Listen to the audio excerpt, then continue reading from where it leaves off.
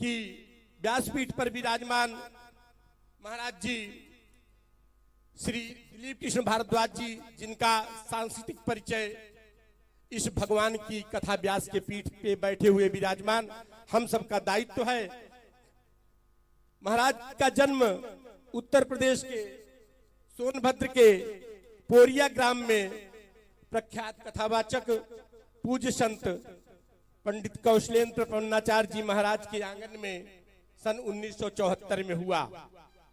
आपकी शिक्षा करालम महाकाल कालम कृपालम भगवान भोलेनाथ की नगरी काशी में से बीए तथा स्नातकोत्तर विधि की परीक्षाएं प्रथम श्रेणी में आपने उत्तीर्ण की। उसके बाद आप इस भारतवर्ष में जो एक सामाजिक संस्था, एक राष्ट्रवादी संस्था राष्ट्रीय स्वयंसेवक संघ है, आप व्यक्ति अपने जीवन का जो सबसे स्वर्णिम जिसका काल होता है वह होता है उसकी युवा अवस्था। महाराज श्री अपने युवा अवस्था में ही इस मां भारती के सेवा करने के लिए आपने सन 1942 से 1992 से 2003 तक अपने राष्ट्रीय स्वयंसेवक संघ में प्रचारक की भूमिका का निर्वहन, मां भारती को परम वैभव के पद पर पहुंचाने हेतु कार्य किया। और उससे भी सौभाग्यशाली विषय यह है कि हम सब गंगा पार जिले के लोग महाराज जी के द्वारा सन 2000 से 2003 तक आप इसी गंगा पार जिले में हमारे अभिभावक के रूप में, जिला प्रचारक के रूप में आप कार्यरत रहे।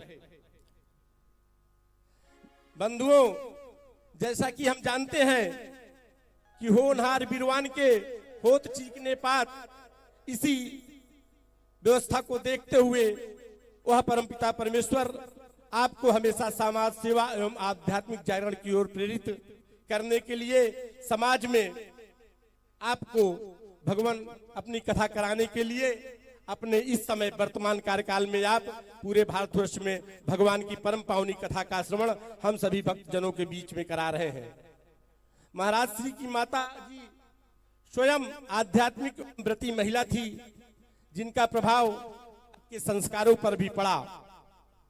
आपने परम पूज्य संत श्री अतुल कृष्ण जी महाराज के प्रथम पुष्प के रूप में भक्त की नगरी वृंदावन में रहकर अनेक आध्यात्मिक एवं धर्म ग्रंथों का अध्ययन एवं शोध कार्य किया। तत्पश्चात एक संकल्प के साथ उन्होंने मर्यादा पुरुषोत्तम भगवान श्री राम के चरित्र का गुणगान कर मानव निर्माण का कथा यज्ञ प्राप्त किया।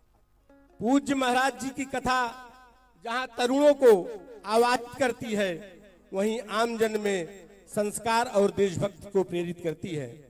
मनीषियों ने ठीक कहा है कि ज्ञान, सेवा और त्याग की त्रिवेणी में आवाहन कर चुके यौवन को प्रभु के श्री चरणों में समर्पित कर देने से बड़ी कोई भक्ति नहीं है। इसी भगवत पथ पर पथिक है सम्माननीय आदरणीय श्री दिलीप कृष्ण जी भारद्वाज जी महाराज। अब हम महाराज जी के स्वागत के क्रम में आज सर्वप्रथम अपने इस 7 दिवसीय कथा के मुख्य जजमान श्री प्रेमचंद जी केसरी, जिला व्यवस्था प्रमुख राष्ट्रीय स्वयंसेवक संघ से आग्रह करते हैं कि महाराज जी का माल्यार्पण कर स्वागत करें। इसी के द्वितीय क्रम में हम आग्रह करते हैं अपने इस नगर में, जिस नगर में ये कथा हम सबको श्रवण करने के लिए मिल रही है, हमारे इस नगर पंचायत अध्यक्ष फूलपुर के अध्यक्ष अपनी धर्मपत्नी जी के साथ मंच पर मौजूद है। हम आपसे भी आग्रह करते हैं कि महाराज जी का स्वागत करें। इसी क्रम में हम डॉक्टर राजनारायण जी, सदस्य उच्चतर शिक्षा सेवा चयन आयोग, हम आपसे भी आग्रह करते हैं कि आप महाराज जी का स्वागत करें। बंधुओं, अब महाराज जी का स्वागत करने के लिए क्रम में हम अभी आप पूजन करके ही नीचे जाएंगे, रुकिए 5 मिनट। ठाकुर जी का पूजन हो जाएगा। हाँ, मंच में ठाकुर जी का पूजन करा लो ना। पूजन करा ले पूजन। तब फिर मालूम। जी हाँ, पूजन करवा दे फिर मन उस करके। चलिए आ जाइए आगे थोड़ा सामने। मुख्य यजमान और यजमान लोगों से हमारा आग्रह है कि वो भगवान का पूजन करें, जिससे कथा विधिवत प्रारंभ हो सके। हरि ओम। आचम्यां प्राणायाम ओम केशवाय नमः, ओम नारायणाय नमः, ओम माधवाय नमः, ओम ऋषिकेशाय नमः। स्तो वृक्षालयात् ओम पवित्रः पवित्रो वा सर्वावस्थांगतो विवाह यः स्मरेत् पुण्डरीकाक्षं सवायाभ्यन्तरः चेत् स्वस्ति स्वाले तिलकं कुर्यात्। आदित्या वसवो रुद्रा विश्वे देवा मृतगणः तिलकं ते प्रयच्छन्तो धर्मकामाच सिद्धये।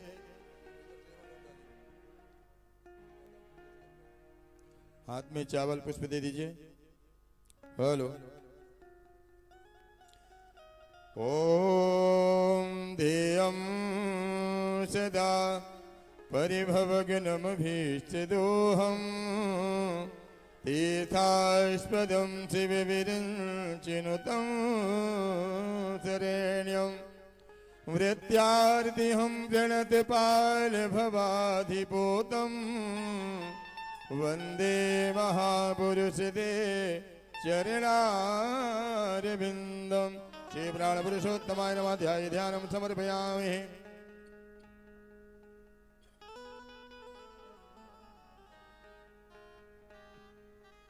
सर्वोपचारार्थे गंधाक्षत पुष्पाणि समर्पयामि। स्नान करवा दीजिए एक बार। चंदन चावल पुष्प चढ़ाइए ठाकुर जी में।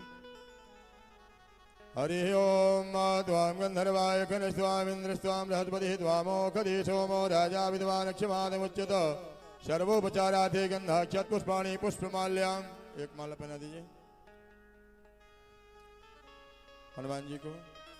हरि ओम मोखधीः प्रतिमोदब्धं पुष्पतिः पशुपरिः यस्वाय श्रुतिविरुधा पारिष्णवः पुष्पमाल्यां समर्पयामि। श्री प्राणपुरुषोत्तमाय नमः। धूपम् आग्रापयामि प्रत्यक्ष दीपं दर्शयामि। हस्तौ प्रक्षालत नैवेद्यं। नैवेद्य प्रसाद रखा होगा, लगाइए। ओम अन्नपते नस्यानो देह जनमेव च सुमेरः ऊर्जन्नो देहि द्विपदे सञ्चतु। हरि ओम नैवेद्यं समर्पयामि। नैवेद्यान्ते आत्मनीयं जलं समर्पयामि। श्री प्राणपुरुषोत्तमाय नमः। प्राणाय पानाय व्यानाय उदानाय समानाय मध्ये मध्ये आत्मनीयं जलं समर्पयामि। ऋतुफलं समर्पयामि। मुखशुद्धरथेरादिलवाङ्गादि सहितं ताम्बूलपत्रं समर्पयामि। करोरवर्धनाथे चन्दनावलेपनं समर्पयामि। साधव दक्षिणां। कुछ दक्षिणा चढ़ा दीजिए ठाकुर जी में, फिर प्रणाम करिए। हरि ओम हिरण्यगर्भः संवर्धिताग्रे भूतस्य जातः बद्रीके आसीत् सदाधार पृथ्वी निद्यावाङ्कस्मै देवाः विखा विधेयम्। साधव दक्षिणां समर्पयामि। प्रार्थना पूर्वकं नमस्काराय नमस्करोमि।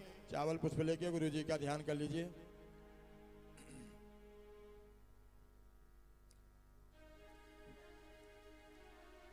चावल पुष्प लेके उसको लगा के बाहर कर दीजिएगा धूप को, यहाँ पे मत रखिएगा।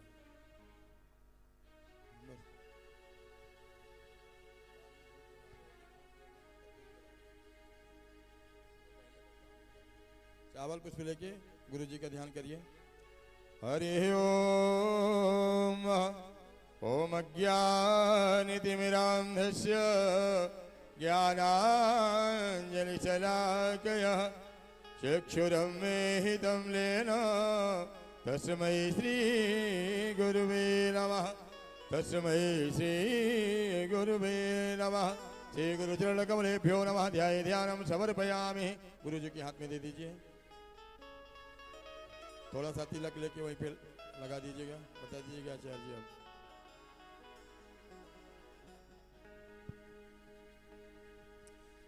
हरि ओम सर्वोपचाराधे गंधाक्षत पुष्पाणि समर्पयामि। एक माला पहनवा दीजिए। हरि ओम माल्यादीनि सुगंधीनि मालत्यादीनि निवे प्रभो मया हितानि पुष्पाणि पूजार्थं प्रतिगृह्यताम्। पुष्पाल्यां समर्पयामि। साधव दक्षिणाम। गुरु जी का पूजन किए, कुछ दक्षिणा देके प्रणाम करिए, फिर तिलक लेके सभी का तिलक लगाइए।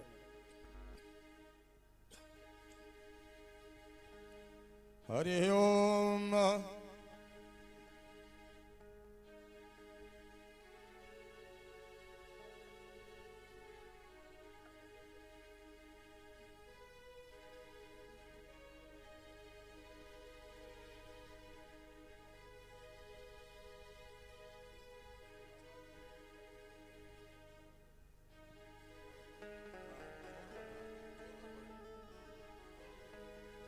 चलिए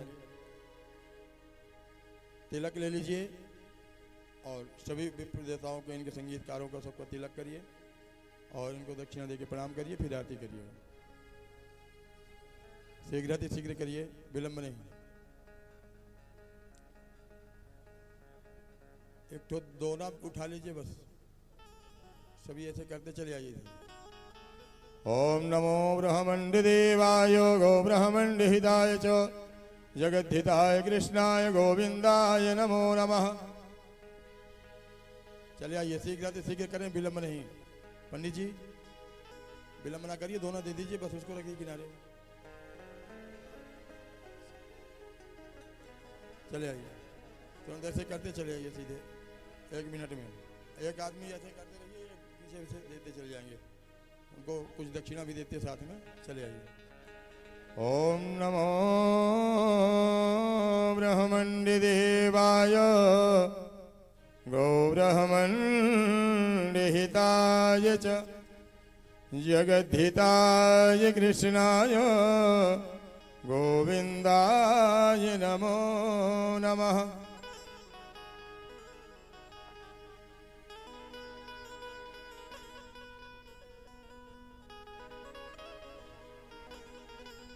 चलिए।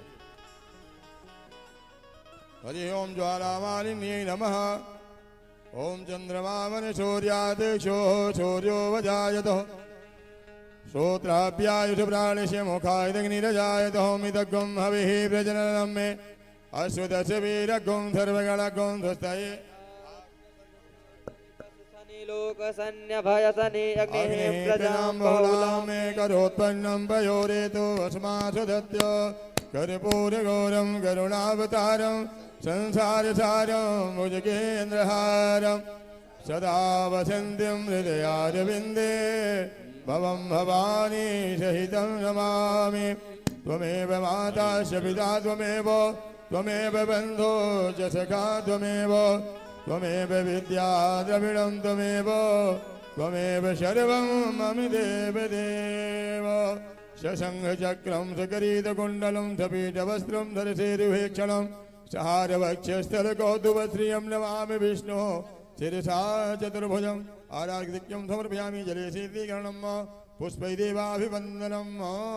बोलिए नारायण भगवान की जय, बोलिए सदगुरुदेव भगवान की जय, बोलिए वेद व्यासी महाराज की नमः। पार्वती पतये हर हर महादेव। और वो जो मुख्य यजमान है, यजमानों के बैठने के लिए समुचित व्यवस्था रहेगी, उनको अलग से ही।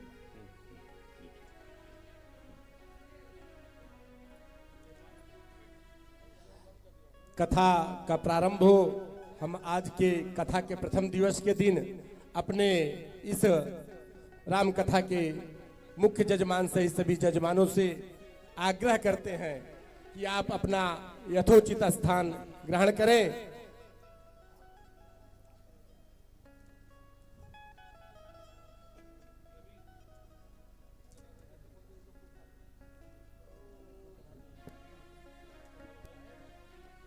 हेलो श्री राधे, हेलो श्री राधे,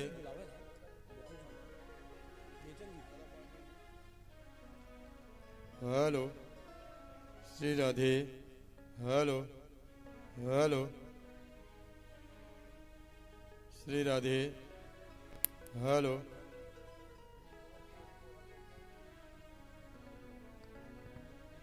धर्मानुरागी बंधुओं, हमारे व्यासपीठ पर महाराज जी विराजमान हैं। राम कथा के बीच में और अवरुद्ध न हो, हम महाराज जी के स्वागत के लिए उसके पहले हमारे मातृशक्तियों के द्वारा ये जो प्रतीकात्मक रूप से मंच के पास कलश रखा है, हम उसके पूजन करने के लिए अपनी मातृशक्तियों से निवेदन करते हैं कि वो प्रणाम करके इस लौकिक जगत में हम सभी का कल्याण हो और परमपिता परमात्मा की कृपा हम सभी मनुष्य पर बनी रहे, ऐसी कामना करते हुए हम अपनी मातृशक्तियों से निवेदन करते हैं कि वो प्रणाम करके अपने स्थान पर अपना स्थान ग्रहण करें। सज्जनों, माल्यार्पण के क्रम में हम निवेदन करते हैं अपने इस गंगा पार जिले के विश्व के सबसे बड़े सामाजिक संगठन राष्ट्रीय स्वयंसेवक संघ के जिला संचालक सम्माननीय श्री सूर्य नारायण सिंह जी का कि आप मंच पर आवें और महाराज जी का माल्यार्पण कर स्वागत करें। इसी क्रम में हम श्री अनिरुद्ध पटेल जी, पूर्व श्री अनिरुद्ध पटेल जी जिला उपाध्यक्ष भारतीय जनता पार्टी गंगा पार से आग्रह करते हैं कलशस्य मुखे और विष्णु माल्यार्पण कर स्वागत कंठे करें। रुद्र समाश्रिता मूले माल्यार्पण के क्रम त्वस्ते में ब्रह्मा मध्ये हम मातृगणा स्मृता अपने कुक्षौतु इस सागरः गंगापार जिले सर्वे के सप्तदीपा वसुन्धरः ऋग्वेदे यजुर्वेद सामवेद अथर्वणः गंगापार जिले के पूर्व जिला अध्यक्ष भारतीय जनता पार्टी श्री अमरनाथ जी त्रिपाठी से आग्रह करते हैं कि आप मंच पर आवें और माल्यार्पण करें। आयान्तु महाराज जी का देव स्वागत करें। पूजार्थं दुरितक्षयकारकः गंगे माल्यार्पण के इसी क्रम में गोदावरी सरस्वती नर्मदा सिंधु कावेरी जलीय स्नानम सन्निधिं कुरु। हम अवाम श्री देवं बद्री प्रसाद जी, वरुणाय नमः। आप अवकाश प्राप्त इंजीनियर और राष्ट्रीय स्वयंसेवक संघ के सह जिला संघ चालक हैं, हम आपसे भी आग्रह करते हैं कि महाराज जी का स्वागत करें। इसी क्रम में हम श्री हृदय नारायण जी खंड संघ चालक प्रतापपुर, आपसे भी आग्रह करते हैं कि आप आवें और महाराज जी का स्वागत करें। श्री रामेश्वर जी खंड कारवाह फूलपुर, हम आपसे भी आग्रह करते हैं कि महाराज जी का माल्यार्पण कर स्वागत करें। माल्यार्पण के इस क्रम में भगवान की इस परम पावनी कथा का जिस प्रांगण में हम सब श्रवण करने जा रहे हैं, उसके संचालक हमारे अनुज श्री पवन पांडे जी से भी हम आग्रह करते हैं कि आवे और महाराज जी का माल्यार्पण कर स्वागत करें। हमारे बीच में श्री लक्ष्मीकांत मिश्र काका जी भी मौजूद हैं, आप अध्यक्ष नगर रामलीला कमेटी फूलपुर, हम आपसे भी आग्रह करते हैं कि आप महाराज जी का माल्यार्पण कर स्वागत करें। हमारे बीच में विमलेश जी भी हैं, जो केंद्रीय उपभोक्ता भंडार के चेयरमैन हैं, हम आपसे भी आग्रह करते हैं कि आप आवें और महाराज जी का स्वागत करें। बंधुओं, आज प्रथम दिवस है, महाराज जी का स्नेह हम सब पर बहुत ज्यादा रहा, इसलिए थोड़ा माल्यार्पण करने के क्रम में कुछ व्युत्क्रम हो रहा है, जिसके लिए हम इस मंच की ओर से क्षमा प्रार्थी हैं। हम इसी क्रम में श्री प्रमोद पांडे जी, आप मंडल उपाध्यक्ष भारतीय जनता पार्टी, आप भी हमारे बीच में मौजूद हैं, आप आवें और महाराज जी का माल्यार्पण कर स्वागत करें। श्री शिवाजी, आप ग्राम सभा साउडी के पूर्व प्रधान हैं, हम आपसे भी निवेदन करते हैं कि आप आवें और महाराज जी का माल्यार्पण कर स्वागत करें। हमारे बीच में श्री सुरेश चंद्र जी विश्वकर्मा, आप भी मौजूद हैं, हम आपसे भी आग्रह करते हैं कि आवें और महाराज जी का माल्यार्पण करें। बंधुओं, आज कथा के प्रथम दिवस, कथा के पश्चात भगवान के प्रसाद का वितरण जिनके द्वारा होना है, ऐसे महानुभाव श्री राजेश जी मौर्य हमारे बीच में मौजूद हैं, हम आपसे भी आग्रह करते हैं कि आप आवें और महाराज जी का माल्यार्पण कर स्वागत करें।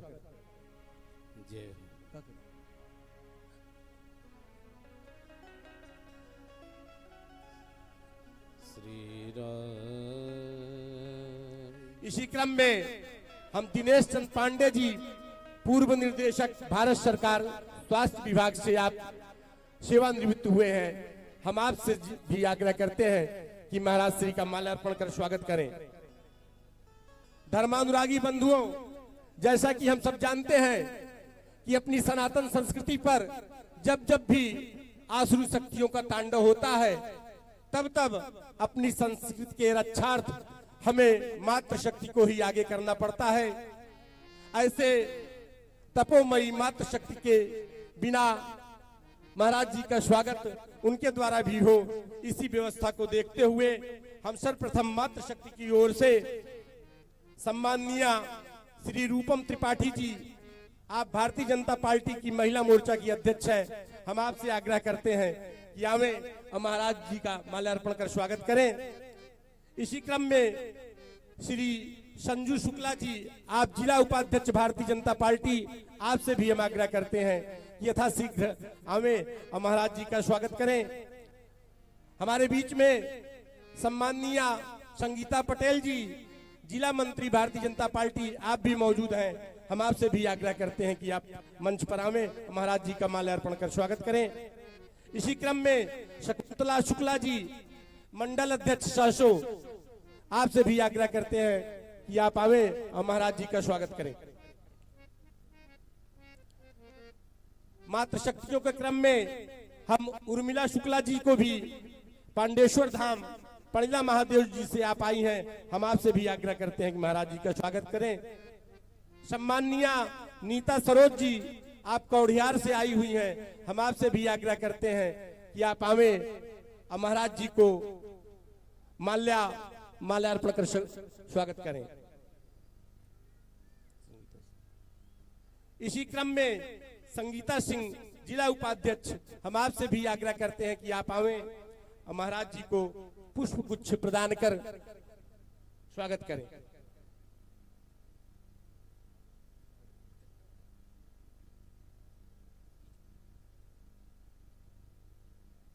माल्यार्पण के इसी क्रम में त्याग और तप की तपोमूर्ति सम्माननीय साधना तिवारी जी, आप जिला कार्यालय प्रमुख हैं, हम आपसे भी आग्रह करते हैं कि महाराज जी को पुष्प गुच्छ प्रदान कर स्वागत करें। सम्माननीय श्री अनीता सिंह जी, मंडल उपाध्यक्ष झूसी, हम आपसे भी आग्रह करते हैं कि महाराज जी का स्वागत करें।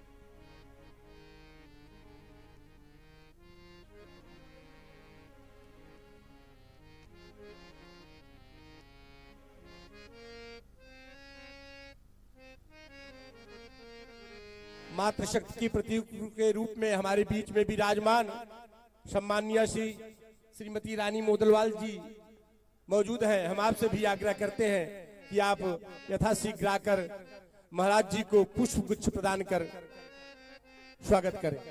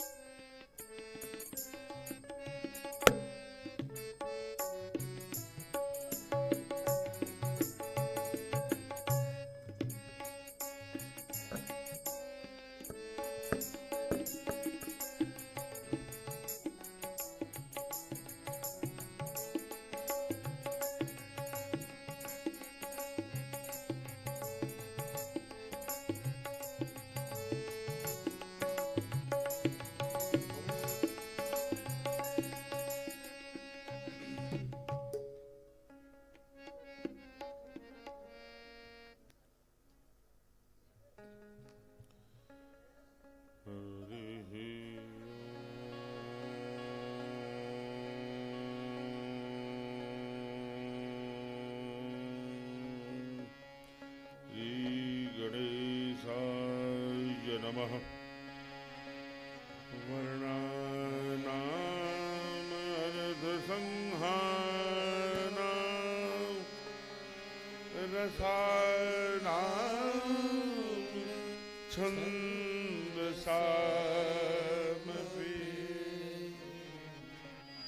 मङ्गलानां च गरदारो वन्दे वाणी विना आदित्यस्य नमस्कारान् ये कुर्वन्ति दिने दिने आयुर्प्रज्ञा बलं वीर्यं तेजस्तेषां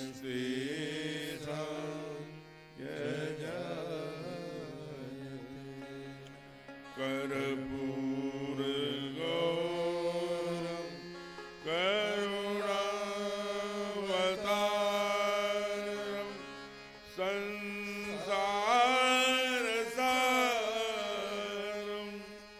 भुजगेन्द्रहारं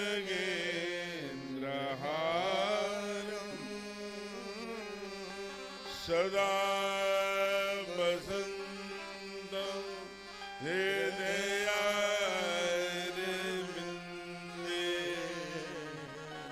भवं भवानी सहितं नमामि भवं भवानी सहितं नमामि।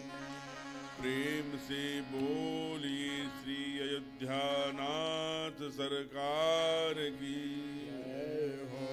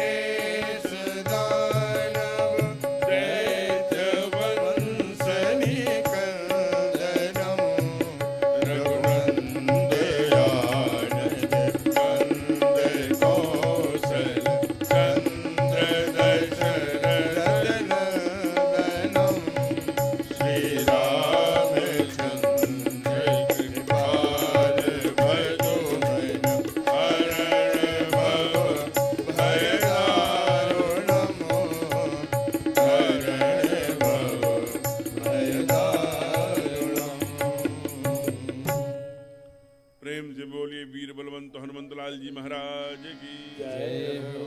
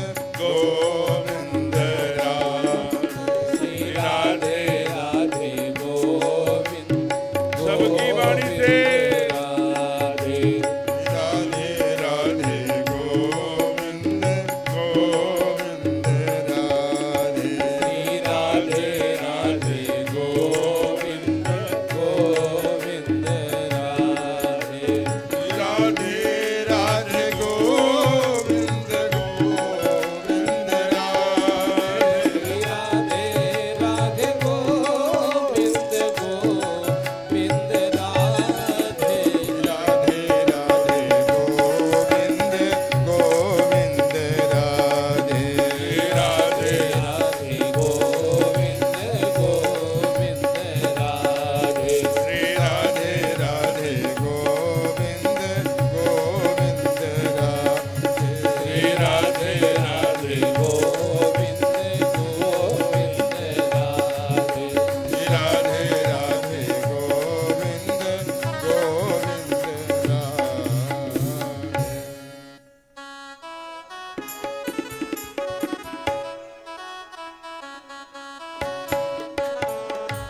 सादर शिवहि नाई अब माथा सादर शिवहि नाय अब माता मरनहु बिसर राम गुण गाथा बरनहु बिसर राम गुण गाथा जय जय गिरिवर राज किशोरी जय जय गिरिवर राज किशोरी जय महेश मुख चंद चकोरी जय महेश मुख चंद्र चकोरी जय गज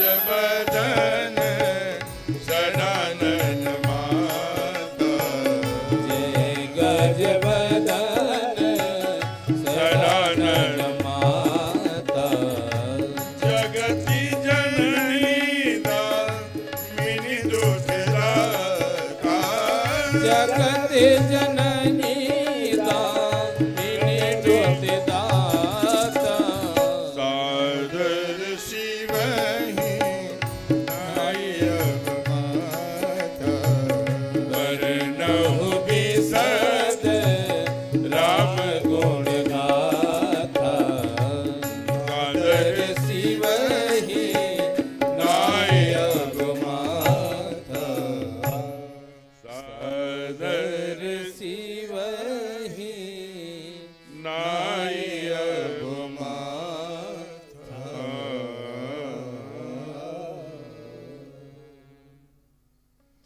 प्रेम से बोलिए राघवेंद्र सरकार की जय हो उमापति महादेव की जय हो पवन सुत हनुमान की सब संतन की सब भक्तन की श्री रामायण महापुराण की आदि कवि पूज्य वाल्मीकि जी महाराज की पूज्य संत गोस्वामी तुलसीदास जी महाराज की तीर्थराज प्रयाग की गंगा मैया की यमुना मैया की सरस्वती मैया की नमः पार्वती पतये हर हर महादेव।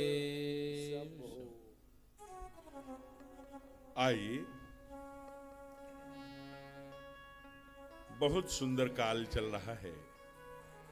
ये कार्तिक का महीना है। अष्टम अध्याय गीता में भगवान कृष्ण ने कहा, महीनों में मैं कार्तिक हूं। गंधों में कौन है? कहा पृथ्वी की मीठी मीठी सोधी सोधी गंध हूं। कहा वृक्षों में कौन है? कहा पीपल हूं। कहा सेनापतियों में कौन है? कहा कार्तिकेय हूं। इसलिए नारायण का महीना है। और जब ही उपरांत में यहां बोले श्रेष्ठ आचार्य बैठे हैं, भैया दौज लग गई है, वैसे बहने कल व्रत रहेंगी, तो बड़ा ही पावन काल भी है और बड़ा पवित्र स्थान है। इस स्थान के बारे में आपसे अधिक कोई नहीं जानता होगा। ये आज सिमट कर झूसी तक जो ये माघ मेला हो गई है, यह सतयुग और त्रेता और द्वापर तक, यहाँ तक ऋषि के कैंट जो टेंट लगते हैं, जो कल्पवास होता था, ये पूरा एरिया, ये जो क्षेत्र है, ये प्रयागराज ही है, ये प्रयाग का आंचल है। वैसे भी यह भूमि बड़ी पुण्याई है। यहाँ अनेक पुरुषों ने जन्म लिया और यहाँ इंच इंच मातृभूमि पर ऋषियों की परंपरा रही है। हम लोग उसके बारे में वर्णन करेंगे जैसा रामायण में लिखा है। एक बात थोड़ा सा सबको ध्यान में रखना चाहिए, मैं कोई बहुत ज्ञान का एक पिटारा लेके आ गया हूँ, वो मैं यहाँ खोलूंगा और सब लोग ज्ञानवान हो जाएंगे, सब लोग भक्तिवान हो जाएंगे, ऐसा कुछ नहीं है। हमारा काम क्या है? हमारा काम मात्र इतना है, कोई छड़ी लेकर के मैं वृंदावन से आया हूं, सर पे रखूंगा, सब लोग भक्ति की ओर चलने लगेंगे, ज्ञान की ओर, मैं बड़ा ज्ञानी हूं, ऐसा नहीं। क्योंकि जैसा आप जानते हैं, सत्संग परंपरा हमारे यहाँ का एक प्रमुख अंग है। मनुष्य गृह कारज नाना जंजाला, शादी, बेटी की शादी, न्योता, निमंत्रण, अन्य अनेक प्रकार, भाई की, पत्नी की, एक अच्छा पति, एक अच्छा पुत्र, एक अच्छा, यही भगवान ठाकुर जो राघवेंद्र, जिनकी कथा हम लोग गाने जा रहे हैं, उन्होंने अपने गुरु से पूछा था कि सारा क्रियाकलाप करते हुए हम कैसे भक्ति की ओर बढ़ सकते हैं। तो भगवान योग वशिष्ठ नाम की एक पुस्तक है जो वशिष्ठ द्वारा लिखी गई है, उसमें उन्होंने लिखा, अंतर्योगी बहिर्संगाह लोके विचर राघव। अंदर से याद रखिए हमारी यात्रा कहां से शुरू है, कहां तक जाएगी। बाकी हम हर काम करते हुए भगवान को स्मरण करना, उसके साथ में एक आदर्श पत्नी, एक आदर्श पति, एक आदर्श पुत्र, एक आदर्श भाई, एक आदर्श माता पृथ्वी पुत्रो हम पृथ्व्याः, ये सारे काम को करते हुए कैसे कर सकेंगे, हम लोग उसी की चर्चा पलट पर एक एक पन्ना रोज शास्त्र पर बताए हुए मार्ग पर चलेंगे। क्यों? मैं इन 7 दिनों में केवल शास्त्र सुनाने आया हूं। शास्त्री झूठा हो सकता है, शास्त्र झूठा नहीं हुआ करता। इसलिए जो मैं 7 दिन में सुनाऊंगा वो केवल शास्त्र सुनाऊंगा। उस विषय में हम बैठेंगे। यहाँ पर आदरणीय रवि जी हैं, बहुत यहाँ के नगर कारवा हैं। यहाँ 9 से लगभग 9:30 से 11:30 2 घंटा हमसे मिलने का समय रहेगा। उसमें कहीं से अगर कोई बातें ऐसी आ गई हों जो शास्त्र संबद्ध न हो तो उस पर चर्चा हो सकेगी। दूसरा, हम लोग ध्यान दिए होंगे घरों में हैंडपंप रहता है, सूख जाता है तो हम उखड़वा करके दूसरा नहीं लगवाते। घर का एक बच्चा भी जानता है, अरे बाबू 2 लोटा पानी लाओ, फिर उसमें 2 लोटा पानी डालते हैं और चलाते हैं तो चलने लगता है, पानी आने लगता है। यानी जो पानी की कनेक्टिविटी, जो उसका जुड़ाव था, वो खत्म हो जाने के कारण 2 लोटा पानी डालते हैं तो कनेक्शन जुड़ जाता है। वैसे ही मोह सकल व्याधिन कर मूला में हम यत्र तत्र संलग्न रहते हैं। ये सत्संग 2 लोटा पानी का काम करता है, उसी सूखे हुए हैंडपंप की तरह आपको जोड़ दिया करता है। उस तरफ हम आपको ले चलेंगे। सर्वप्रथम अनौपचारिक उद्बोधन के क्रम में अपने श्रीमान प्रेमचंद्र केसरी जी हैं, जो जिला व्यवस्था प्रमुख राष्ट्रीय स्वयंसेवक संघ के, यहाँ आज के सपत्नीक अपनी भार्या सहित बहुत सुंदर व्यासपीठ का और अन्य कलश के उपकरणों का पूजन किया। श्रीमान अमरनाथ जी यादव जो नगर पंचायत के वर्तमान अध्यक्ष है, और साथ ही आप परम तेजस्वी हिंदू समाज के लिए संघर्ष करने वाले, वर्तमान में अपने सपत्नीक भार्या सहित यहाँ पर जो है आज व्यासपीठ के पूजन के लिए मुख्य यजमान की भूमिका में रहे। आदरणीय डॉक्टर राजनारायण सिंह जी, आप सदस्य उच्चतर शिक्षा सेवा आयोग उत्तर प्रदेश के हैं। आप बादा में आप कार्यरत रहे बड़े लंबे समय तक, आपके इसी ब्लॉक के रहने वाले हैं, बड़े ही धर्मनिष्ठ हैं और पूरी ऐसा समझिए संत स्वरूप ही है। हम लोग व्यासपीठ पर बैठे संत हैं, वो समाज में जागरण कराने वाले ऐसे आदरणीय डॉक्टर राजनारायण जी अपनी सपत्नी पत्नी सहित व्यवस्था में लगे लोग, जो लोग बंधु आ रहे हैं उनको क्रमशः बैठाते जाएं और प्रेम से बोलिए राघवेंद्र सरकार की जय जय हो। आइए एक छोटी सी बात और करके विषय को प्रारंभ किया जाए। यह व्यवस्था कौशल्य है, एक विषय। व्यवस्था कौशल्य में शीघ्रता से बैठने का ही जो प्रथम श्रेणी दी गई है वो। तो मैं निवेदन कर रहा था आप सभी से, बैठ जाइए भैया जी, भैया जी बैठ जाइए। हाँ बैठ जाइए, बहुत सुंदर। यह कथा 3 बजे से 7 बजे तक छपी है, ऐसा ही है ना आदरणीय पवन जी? आदरणीय पवन जी को व्यासपीठ प्रणाम करती है, क्योंकि ये मंच के संचालन कर रहे हैं। और दीनदयाल नगर जो आज का है, जिसे हम लोग पुराने नामों से मुगल सराय के नाम से जानते थे, वहाँ पर आप अच्छे कॉन्ट्रैक्टर हैं, ठेकेदार हैं, वहाँ रह करके और साथ में समाज की सेवा भी आप करते रहते हैं। आपका बड़ा पुराना परिवार यहाँ फूलपुर का, जो समाज के हर क्षेत्र में समाज सेवा के भाव में लगा रहता है। मैं यहाँ क्रमशः यहाँ से लेकर के ऐसी बड़ी पंक्तियाँ हैं जिनका मैं नाम जानता हूँ, जिनके बीच में रहकर मैंने काम को सीखा है और जाना है। जो नर सेवा नारायण सेवा का काम में हमारे कदम से कदम मिलाकर चले हैं, ऐसे बहुत बंधु बैठे हैं। सबका नाम लेने का मतलब कि आधे घंटे और समय जाएगा, इसलिए क्रमशः यहाँ से शिव बाबू और कैलाश बाबू और इधर से सब लोगों को लेकर के, उधर राजनाथ जी बैठे हैं, सब लोग, आदरणीय बेचन जी जो इस कार्यक्रम के संयोजक, जिला कारवा, ऐसे समस्त नाम को एक साथ सीय राम में सब जग जानी, करहूँ प्रणाम जोर जुगबानी करके प्रणाम कर रहा हूँ। क्रमशः इन 7 दिनों में हम कहीं न कहीं माल्यार्पण के और आरती के क्रम में नाम हमारा मंच तक आता रहेगा। इसलिए फूलपुर के वासी ये नहीं समझेंगे कि महाराज जी हमारा नाम नहीं लिए, क्योंकि मैं जब नाम लेने लगूंगा तो एक दिन की कथा ही नाम में निकल जाएगी। इसलिए सभी को मैं प्रणाम कर रहा हूँ। और स्नेहमयी, ममतामयी, वात्सल्यमयी, क्षमामयी, कृपामयी, शक्ति स्वरूपा पूज्या माताएं यहाँ बैठी हैं, उधर पंडाल में भी, उधर कुर्सी पर और इधर बिछाई पर। सभी को चूंकि ये फूल पर है, प्रयाग का चरण है, इसलिए सभी को व्यासपीठ प्रणाम करते हुए, सभी के मंगल कामना करते हुए आइए आज के प्रथम दिन में कथा में हम लोग प्रवेश करते हैं। मैंने निवेदन किया कि अन्य कोई नाम औपचारिक उद्बोधन में छूट रहा हो, जनाब बड़ा अनिवार्य है, तो मैंने पहले ही प्रणाम करके सब का नाम ले लिया, ऐसा माना जाए। राहुल जी बैठ जाइए। तो मैं चूंकि सब ये बच्चे, राहुल जी हुए, विकास जी हुए, सब जो धर्मेंद्र जी, सब जितने बच्चे दिखाई दे रहे, दिलीप जी, अनिल जी, जो नाम, सब नाम हमारे साथ चूंकि कदम से कदम मिला के चलने वाले लोग रहे हैं, तो नाम एकदम जुबान पे है। इसलिए नाम की ओर न बढ़कर नाम के प्रभाव को जाना जाए। ये प्रभाव का स्वरूप दिखाई दे रहा है। आज पहला दिन है। ये पहले दिन बड़े शुभ संकेत हैं। क्यों? उपासना हमेशा 0 से अनंत की ओर जाती है और वासना अनंत से 0 की ओर आती है। सपोज दैट अगर आपको उदाहरण के लिए देखना हो तो देख लीजिए, बड़ी से बड़ी अच्छी फिल्म लगती है, बड़ी से बड़ी अच्छी फिल्म लगती है, लेकिन 1 महीने में उतर जाती है। पहले दिन वहाँ हाउसफुल होता है। और ये उपासना है, कथा है। यहाँ पहले दिन कम, दूसरे दिन उससे ज़्यादा, तीसरे दिन उससे ज़्यादा, चौथे दिन उससे ज़्यादा।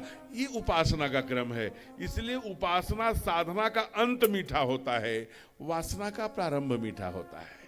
वासना का अंत कड़वा होता है, उपासना का प्रारंभ इदम अग्नये स्वाहा, इदम अग्नये इदम नम, धुआं लगेगा लेकिन अंत में मीठा मीठा प्रसाद मिलेगा। वो पूरी जवानी से लेके बुढ़ापे तक देख लेंगे, वासना में लगे लोगों का अंत बड़ा बुरा होता है। उनके साथ उन मक्खियां भिनकती रहती हैं और वही बहू, वही बेटे जो दिन के लिए मंदिर गुरुद्वारे हम जाके चक्कर लगाते हैं, वही बहू कहती है, हे भगवान, हमारे पड़ोस के, इस कॉलोनी के, इस मोहल्ले के सब बूढ़ा बूढ़ी चले गए, हमारे घर के बूढ़ा बूढ़ी अमृत का घरिया पी के आए हैं क्या? ये कब जाएंगे? तो लगता है जैसे शीशा गर्म करके कानों में डाल दिया हो, क्योंकि वो सुनने को मिलता है। ये वासना की ओर लगे। सन्यासी जितना बूढ़ा होगा उतना भीड़ बढ़ाएगा, क्योंकि वो उपासना की ओर लगा है। इसलिए उपासना का अंत मीठा होता है, वासना का प्रारंभ मीठा होता है दोनों का एक ये है। तो हम लोग जिस संख्या आज मान लीजिए 200 संख्या है, 300, तो निश्चित रूप से कल 400 होगी, परसों 500 होगी, उसकी बहुत चिंता करने की आवश्यकता नहीं है। कथा का क्रम यही है। जिन कार्यकर्ता, चाहे बाबा ने उत्तरकांड में डंडा ठोक के कहा कि जो भी व्यक्ति है दुनिया में, यहाँ फूलपुर के यहाँ से पूरे नगर में, गांव में, जहाँ जहाँ इस कथा का प्रचार प्रसार हुआ है, उसमें जो कहने वाला है वो भी और जो सुनने वाला है वो भी अनुमोदन कहीं सुनहि अनुमोदन करहीं। जो ये कहता है कि काम अच्छा हो रहा है वह भी पुण्य का भागी है। इसलिए केवल हमारे कार्यकर्ता जो इस राम कथा समिति के और ये जाड़ता राजा के बैनर के नीचे हो रही है, ये जाड़ता राजा क्या है? हम लोग के जाड़ता राजा के लिए समर्पित श्री पावन मंगलमयी श्री राम कथा, ये जाड़ता राजा क्या है? तो राजा माने हम लोग जानते हैं नरेश, जाड़ता माने होता है जो हम लोग हिंदी शब्द दूरदर्शी, ऐसा राजा जो दूर तक का विचार करके योजना बना करके लक्ष्य वेधन किया हो। तो 350 वर्ष पहले इसी धरती पर एक राजा हुए, वो एक माँ थी जीजाबाई नाम की, उसके गर्भ से आए, बड़े तेजस्वी थे। छत्रपति शिवाजी नाम हुआ और शिवाजी राजे ने अटक से लेकर कटक तक हिंदू पातशाही की स्थापना करी आज के 350 वर्ष पहले। उन्हीं के स्मृति में, उन्हीं के याद में, उन्हीं की गाथा में दुनिया के लोग, गांव गांव के लोग, पूर्वी के लोग राजे को जाने, शिवाजी राजे के चरित्र को, कैसे दूरगामी योजना बना करके एक सुंदर राजशाही की स्थापना की थी। ऐसा उद्देश्य लेकर जाड़ता राजा यानी दूरगामी विचार करने वाला राजा, उसके बैनर के नीचे ये पावन श्री राम कथा। अब ये कथा क्यों आवश्यक है, विचार करके जरा सुनिएगा। हम कह रहे हैं भोजन करा लिए होते, भंडारा करा लेते, और इतना पैसे लगे हैं लाखों रुपए, किसी गरीब का फीस जमा कर दिया होता, कहीं विद्यालय बनवा लिया होते, कहीं भूखे को भोजन करा। ये कथा इतना क्यों आवश्यक है? और काम है सेवा के, कथा के अलावा अनेक काम हैं। लेकिन संत कहते हैं कि सारे अनेक काम जो हैं वो नश्वर हैं। आज करोगे कल आप किसी को भंडारा करा दो, भोजन कर लेगा, बड़ा साधक है 8 घंटे, 16 घंटे, 20 घंटे बाद फिर मांगेगा खाना दीजिए। ये क्रम है। केवल यह राम, इसीलिए लिखा रहता है राम कथा की अमृत बरसा। केवल भागवत कथा, राम कथा ज्ञान यज्ञ है। इसका एक कण भी चित्त में आ गया तो वह आपको कहां ले जाके खड़ा करेगा? परमात्मा के समीप ले जाके खड़ा कर देगा। ये कोई ऐसे ही नहीं है पोथा का ज्ञान तो था, ये प्रैक्टिकल है। जो साइंस के विद्यार्थी बैठे हैं, जो साइंटिफिक लोग बैठे हैं, जो विज्ञान को जानने वाले लोग हैं, जरा समझें इसे।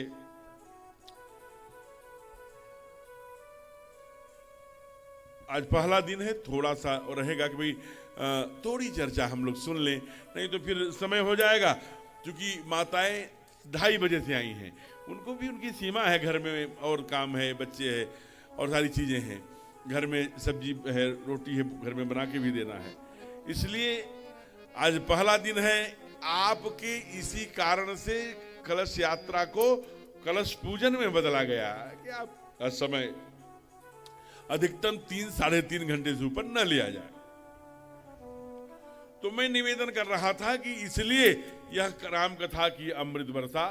अब एक दूसरा प्रश्न कुछ लोग उठाते हैं, कई पत्रकार यहाँ बैठे हैं, मैं देख रहा हूं, उधर पत्रकार दीर्घा भी है, कि महाराज इतने कथावाचक हो गए, काशी में, वृंदावन में, प्रयाग में, विंध्याचल में और जगहों पर, इधर उज्जैन में, इधर चले जाए हरिद्वार में, लेकिन समाज में उस प्रकार का परिवर्तन नहीं है, भक्ति का प्रचार नहीं।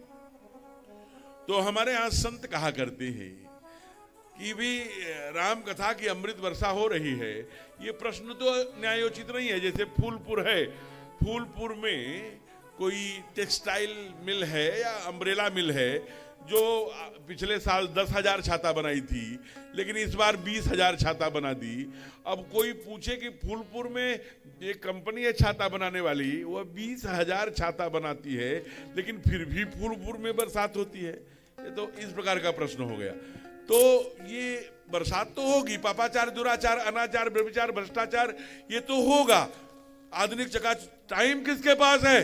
3-3.5 घंटे 4 घंटे कथा सुनने का, आज लैपटॉप और वो ये तमाम ज्ञान के स्रोत आ गए, उसी से लोग तृप्त हो रहे हैं। आप जरा विचार करिए। इसलिए कहा फूलपुर की आबादी आप भी जानते हैं और मैं भी जानता हूं।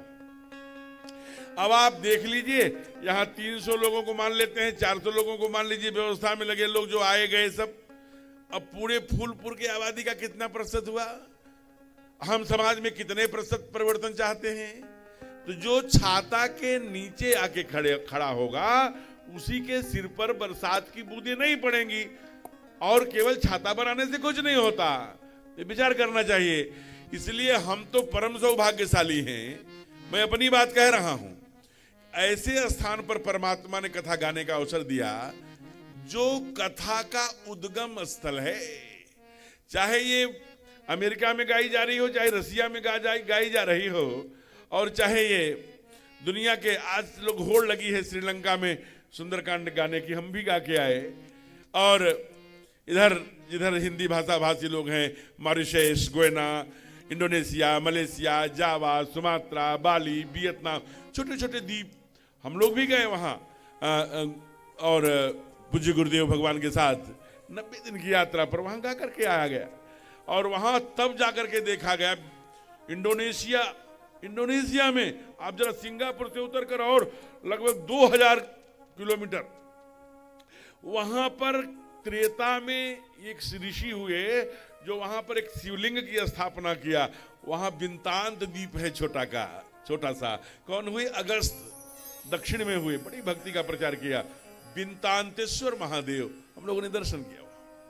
दुनिया में गाई जा रही है, लेकिन आज हम लोग जहां कथा गाने के लिए बैठे हैं, यह उसकी जननी है, उद्गम स्थल है। यहीं से राम कथा का, यहीं पर बैठकर इसी प्रयाग माघ मेले में याज्ञवल्क्य ने भरद्वाज को सुनाई। और भरद्वाज कहाँ के रहने वाले थे? बाबा परिचय कराते हैं, अरे भरद्वाज मुनि बसहि प्रयाग, भरद्वाज मुनि बसहि प्रयाग, भरद्वाज मुनि बसहि प्रयाग, भरद्वाज मुनि बसहि प्रयाग, जिनहि राम पदयति अनुरागा, तिनहि राम पदयति अनुरागा, तापस समदम दया निधाना, तापस समदम दया निधाना, तापस समदम दया निधाना, तापस समदम दया निधाना, परमारति पथ परम सुजाना, परमारथ पथ परम सुजाना, भरद्वाज मुनि बसहि प्रयागा, भरद्वाज मुनि बसहि प्रयागा। मानस में 8 गुण भरद्वाज के गिनाया। अच्छा, क्यों गाए जा रहे हैं? 1,97,05,56 वर्ष 7 माह 3 दिन आज हो गया नासा के अन्वेषण के आधार पर। राम सेतु का जो टुकड़ा लेकर के उसने उम्र बताई, उसकी उम्र बता रहा। इतने दिनों बाद फूलपुर में क्यों गाए जा रहे हैं? कहा इसलिए गाए जा रहे हैं, उनको 8 गुण है।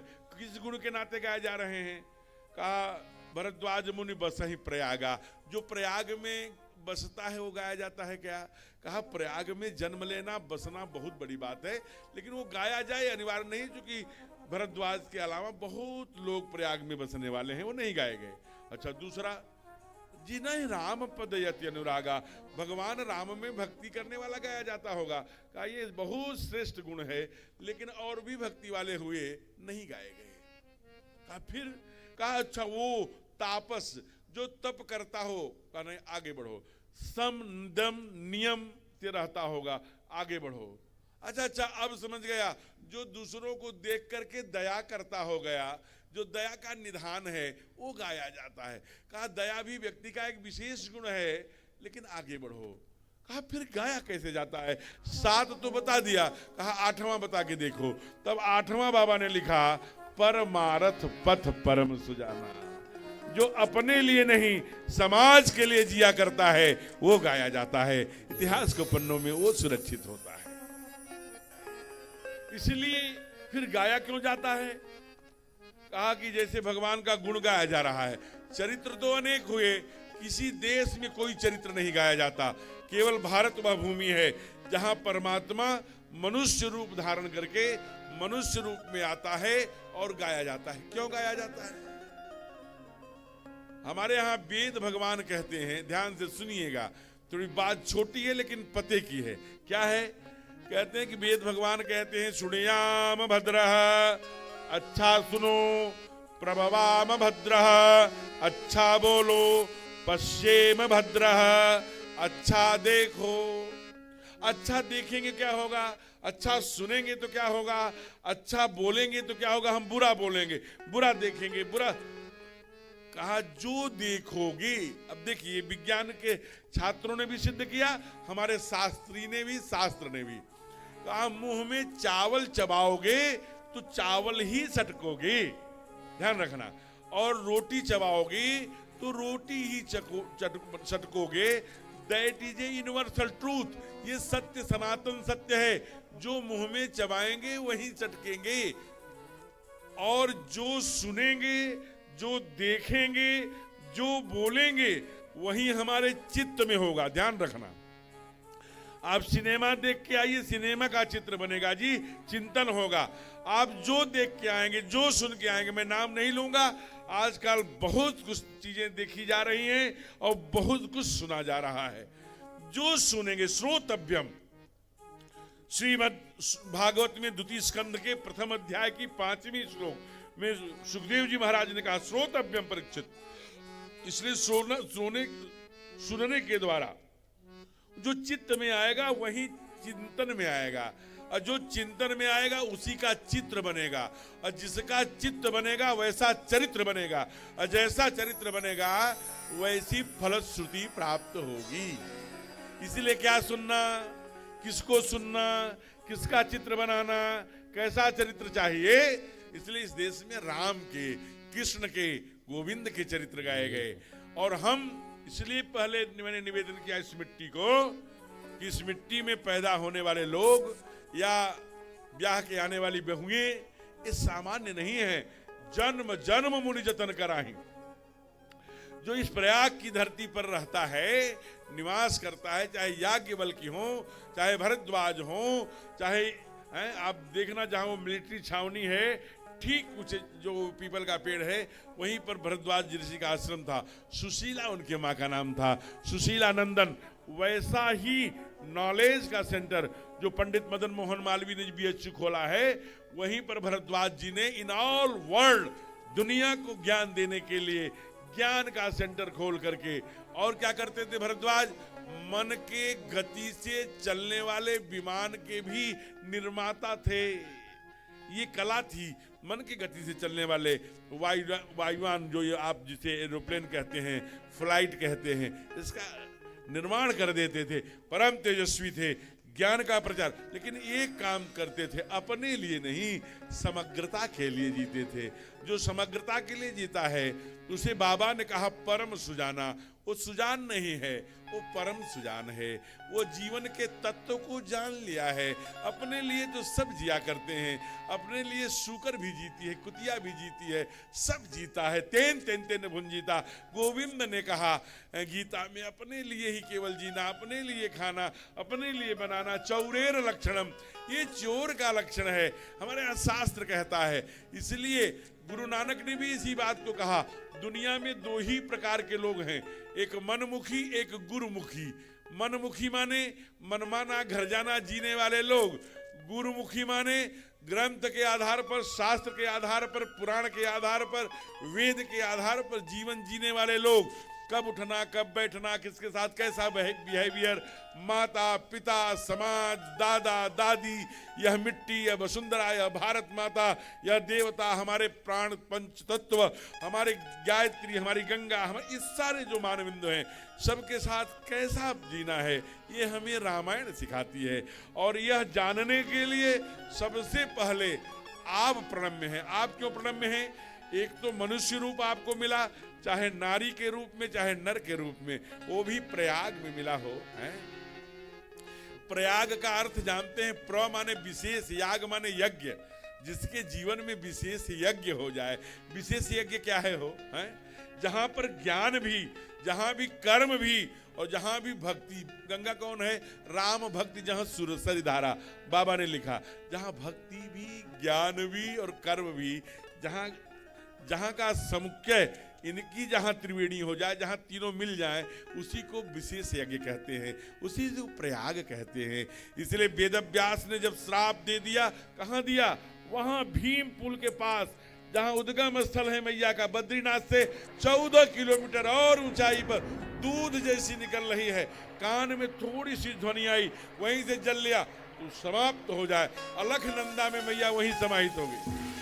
देवताओं ने, स्वयं ब्रह्मा जी ने निवेदन किया, तब वेदव्यास ने कहा ये वहीं आपका उद्गम स्थल होगा जहां पर कर्म भी और भक्ति दोनों शाश्वत मिलित हैं, तुम वहीं ज्ञान प्रकट होगा। अब आप जरा विचार करिए, इतनी बड़ी दुनिया है, कहीं नहीं, वो आपका जगह, आपका फूलपुर है, जहां भक्ति भी और कर्म भी जब एक जगह मिले, वहीं से ज्ञान प्रस्फुटित हो गया। बोलिए तीर्थराज प्रयाग की। तो ऐसे पावन पवित्र स्थान पर आपका जन्म हुआ है, वो भी मनुष्य रूप में।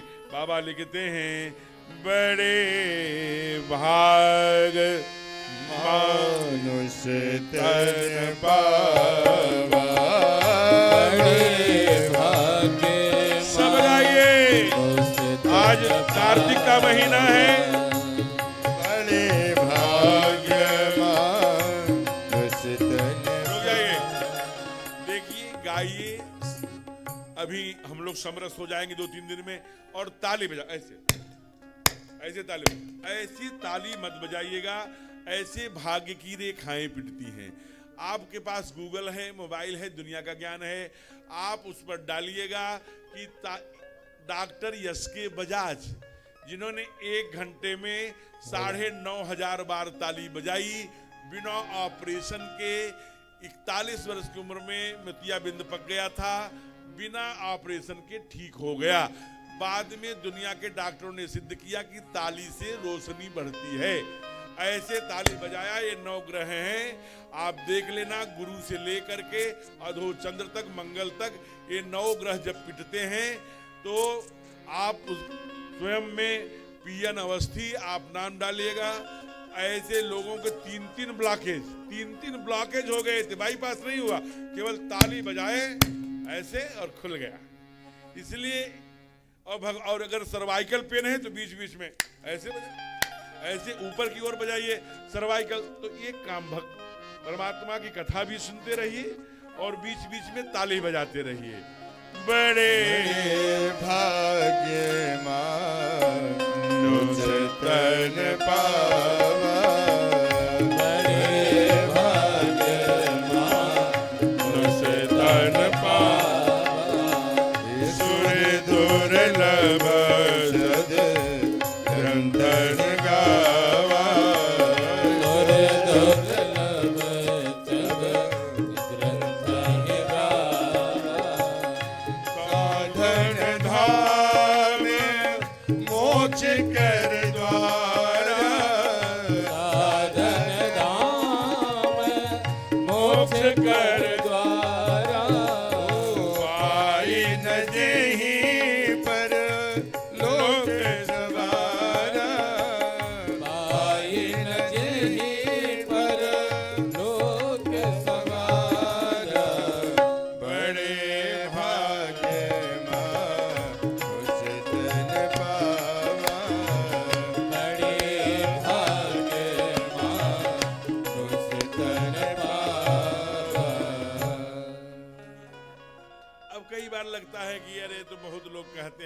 रामायण में लिखा है, बड़े भाग्य मानुष तन पावा, हमको भी याद है। ये तो सामान्य सी बात है, लेकिन कभी गहराई में उतरिए हैं? केवल आप ही ध्यान रखना, केवल मनुष्य ही एक ऐसा प्राणी है जो नारायण के दरवाजे से अपने पुत्र को, अपने पति को, अपने भतीजे को, अपने शिष्य को सशरीर वापस लाया है। मनुष्य ही एक ऐसा प्राणी है जिसकी रीढ़ की हड्डी सीधी है, जो सर उठा के चलता है, जो नारायण के दरवाजे को खटखटा सकता है। दुनिया में जितने प्राणी हैं, गाय है, भैंस है, कुतिया है, सूकर है, सबके लिए लिमिट है। तू गाय है, भूसा खाएगी, दूध देगी। तू सूकर है, नाली में क्या क्या करेगी वो जा। सबके लिए वर्क अलॉटमेंट, काम पहले से उनके लिए दिया गया है। हम अनलिमिटेड हैं, हम कुछ भी करेंगे तो केवल मेरे अकाउंट से ही खाली होगा। हमारे ही पाप की गणना वहां होती है और पुण्य की गणना होती है, और किसी की गणना नहीं होती। इसीलिए कहा, हमारे यहाँ बहुत आदि शंकराचार्य ने बात कही, ध्यान रखना, कि जब आपके ऊपर दुख आया हो तो समझ लेना कि आपके अकाउंट में जो गड़बड़ चीजें हैं वो खाली हो रही हैं, और जब सुख चल रहा हो समझ लेना आपकी पुण्याई आपकी अकाउंट से कम हो रही है। और सत्कर्मों को बढ़ाइए। ये मैं नहीं कह रहा हूं, ये आदि शंकराचार्य ने कहा। और इसी बात का समर्थन करपात्री जी महाराज जो काशी के संत हुए, उन्होंने कहा, एक बहुत ऊंची बात कही कि एकांत की जितनी सुचिता बढ़ाते जाओगे, एकांत की जितनी सुचिता बढ़ाते जाओगे, परमात्मा की उतनी सामीप्यता प्राप्त करते जाओगे। हम तो ये शो कर रहे हैं, ये चंदन, ये माला, ये मुझे देखो, मैं ये हूं, लेकिन मेरी रजनी कैसी है, मेरी रात कैसी है। जैसे हनुमान जी लंका में गए, सब देखा, सब बताया, क्या कहां गए? कहा कनक कोटि विचित्र मन कृत सुंदरा यतना घना चौहट हट सुबठ बीती चार पुर बहुबज बना गजबाज खच्चर निकर पदचर रथ। बहुत गिनाते हैं। उन्होंने कहा ये मत गिनाइए, हमने सुन लिया। आप बताइए रावण के घर में गए कि नहीं, और रावण की रात देखी कि नहीं? कहा गए, लेकिन बताऊंगा नहीं। का क्यों? कहा गयो दशानन मंदिर माही अति विचित्र कही जात सुना है, वो मैं नहीं बता सकता। कहा वो तो बताना पड़ेगा। कहा अगर आप सुनना चाहते हैं तो इतना ही सुनिए कि रावण दिन में त्रिपुंड लगाकर धगत धगत धगत जलम ललाट पट्ट पावके किशोर चंद्र शेखरे रति प्रतिक्षणम में कहता है, लेकिन रात उसकी इतनी है कि मैं ग्रहवा रुद्र हूं, कोई पाप नहीं किया जीवन में। केवल रावण की रात देखने के कारण सुबह राक्षसों का लात खाना पड़ा। मारह लात करही बहुहासी, बाबा ने लिखा। ये उसका पाप था। क्योंकि अपने यहां श्रुति कहती है अवश्य में भोक्तव्यम कृतम कर्म शुभाशुभम न क्षीयते कर्मः कोट जन्म सतैरपि। जो हम चिंतन करते हैं, देखते हैं, सुनते हैं, करते हैं, अवश्य में भोक्तव्यम, उसे भोगना ही है। कोट जन्म सतैरपि, लाखों वर्षों तक वह पीछा नहीं छोड़ता। इसीलिए आप मनुष्य रूप धर के आ गए, ये बड़े भाग्य का विषय है। पर हमारी पुण्याई केवल मनुष्य रूप में ही अपनी पुण्याई बढ़ा सकते हैं। इसलिए कहा कि इसे स्टेशन मत मानना, ये प्लेटफार्म पर है, यहाँ से साधन है, साधन धाम। किसी को 50 साल, 60 साल, 70 साल, आज के उर्वरक और इस आधुनिक चकाचौंध के क्रूरतम थपेड़ों में जब सारा वायुमंडल, पांचों पंच महाभूत कुपित हो गए हों, जब इसी देश में 35 रुपया लीटर पानी और 35 रुपया लीटर गाय का पीला पीला दूध बिकने लगा हो, 95 रुपये लीटर कोको कोला और 30 रुपया लीटर, 40 रुपया लीटर दूध बिकने लगा हो, तो आप ये समझ लीजिए कि हम किस दिशा की ओर जा रहे हैं। इसलिए ऐसे का कलिकाल में परमात्मा की कथा सबसे श्रेष्ठ है, क्योंकि परमात्मा की कथा ही व्यथा को मिटाती है। व्यथा व्यक्ति की हुआ करती है, कथा परमात्मा की होती है।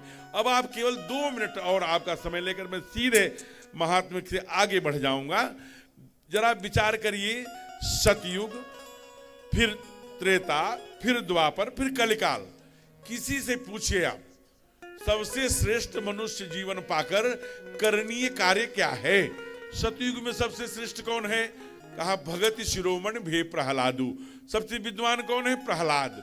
उनसे उनके पिताजी ने पूछा। उनके पिताजी का क्या नाम है? हिरण्याक्ष। उनके ताऊ जी का नाम क्या है? हिरण्यकश्यप। हिरण्याक्ष को बड़ी बड़ी सींगें होंगी, काले होंगे, बड़ी बड़ी आंखें होंगी, ऐसा नहीं है। हिरण्य माने सोना, अक्ष माने आंख। जिसकी आंख दूसरे के सोने पर रहती है, उनके अंदर हिरण्याक्ष बैठे हैं। दूसरे के धन पर अगर हमारी चक्षु है तो समझ लेना हमारा अवतार हिरण्याक्ष अवतार का है। इसलिए हमारे यहाँ शास्त्र कहता है, मातृवत परदारेषु परद्रव्येषु लोष्टवत। दूसरे की माँ बहन हमारे लिए माँ बहन है, दूसरे का धन हमारे लिए मिट्टी है। इसके विपरीत आचरण करते हैं हिरण्याक्ष। उन्होंने जब शुक्राचार्य हैं, शुक्राचार्य कौन हैं? ये हिरण्याक्ष के गुरु हैं। उनकी यूनिवर्सिटी में सन और विसन्न नाम के 2 प्रोफेसर हैं जो शुक्राचार्य के बेटे हैं। श्रीमद् भागवत में कथा है, जो भागवताचार्य बैठे होंगे वो जानते हैं। तो उन्होंने पूछा कि तुम क्या जानते हो? जीवन में पढ़ाई स्वाध्याय किया, क्या समझा? तो प्रहलाद जी ने कहा, मैंने एक बात जीवन में मानी बाबूजी। कहा क्या? कहा केवल कथा सुनना ही जीवन का सार है। श्रोतम, कहा ना, श्रवणम कीर्तनम यस्य विष्णुपाद सेवनम नवधा भक्ति। लेकिन पहले क्या कहा? कहा श्रवणम, केवल कथा सुनना। कहा चलो बड़ी पुरानी बात है, सतयुग की बात, चलो जल्दी से त्रेता में आओ। तो त्रेता में सबसे बड़ा विद्वान कौन है? तो आदि कवि वाल्मीकि। यहीं पर अभी 10 दिन 12 दिन पहले हम लोग उनका जन्मदिन मनाए। ये वाल्मीकि कौन है? जिन्होंने दुनिया में सबसे पहले राम कथा गाया। ये दुर्भाग्य देखिए इस देश का कि यहाँ का हिंदू समाज, महापुरुष, जितने महापुरुष हुए तब देश के लिए हुए, राष्ट्र के लिए हुए, देश के लिए संघर्ष किए। ये शिवाजी राजे, इन्हीं की दूरदर्शिता थी जो देश से खाई पाट करके संपूर्ण समाज के लोगों को सेनापति और दायित्व दे करके सबको लगाया, सेना में भर्ती किया। ये नहीं क्या ये छोटा है, बड़ा है, जाति वाला है, ये वाले नहीं। और यह दुर्भाग्य है कि मैं कथावाचक हूं, मुझे एक बार चेक करना पड़ेगा हमारे घर में वाल्मीकि जी का चित्र है कि नहीं। क्योंकि हम क्या करने लगे? हम अपने जाति के महापुरुष बनाने लगे। देश के लिए जो खड़े हुए महापुरुष थे, हमने उनको अपने जाति का बना लिया। इसलिए दुर्भाग्य है कि कथावाचक के घर में वाल्मीकि जी का चित्र है या नहीं है, लेकिन मेस्तर के घर में है। उसे अपने जाति का मानने लगा। मेस्तर किन परिस्थितियों में मेस्तर बना उसे आप जानते हैं, जब घुटने नहीं टेका इन मुगलों ने, इन आक्रांताओं ने, जब सबसे घुटने टेकवा लिया, अपनी चोटी कटा लो, अपना तिलक मिटा लो, और नहीं तो ये पहनो, और आप जान लीजिए ये मेस्तर ही है जो घुटना नहीं टेका, न अपना तिलक मिटाया और न अपनी चोटी कटवाई, खड़ा रहा, कहा हम नहीं। और सबसे गंदा काम करना स्वीकार कर लिया, लेकिन अपनी चोटी और अपनी शिखा नहीं कटवाई। ये काम वो बचा रहा, लेकिन गंदा काम करते हुए भी उसके घर में अभी वाल्मीकि जयंती है, वाल्मीकि जी का चित्र होगा। दुनिया में राम कथा लाने वाले का चित्र हमारे घर में चाहिए कि नहीं? इसलिए अपने घरों में एक आदि कवि का चित्र लगाना चाहिए। आदि कवि से पूछा, आपके समय में राम ने लीला भी किया है और आपने रामायण भी लिखी है, आप बताइए मनुष्य रूप पाकर के सबसे श्रेष्ठ काम क्या है? तो बाबा ने क्या कहा हो, जो लोग सुनने आए हैं उनको बड़ाई दे दी। क्या कहा? जिनके श्रवण समुद्र समान, जिनके श्रवण समुद्र समान, कथा तुम्हारी सुनै शोभना, कथा तुम्हारी सुनै शोभना।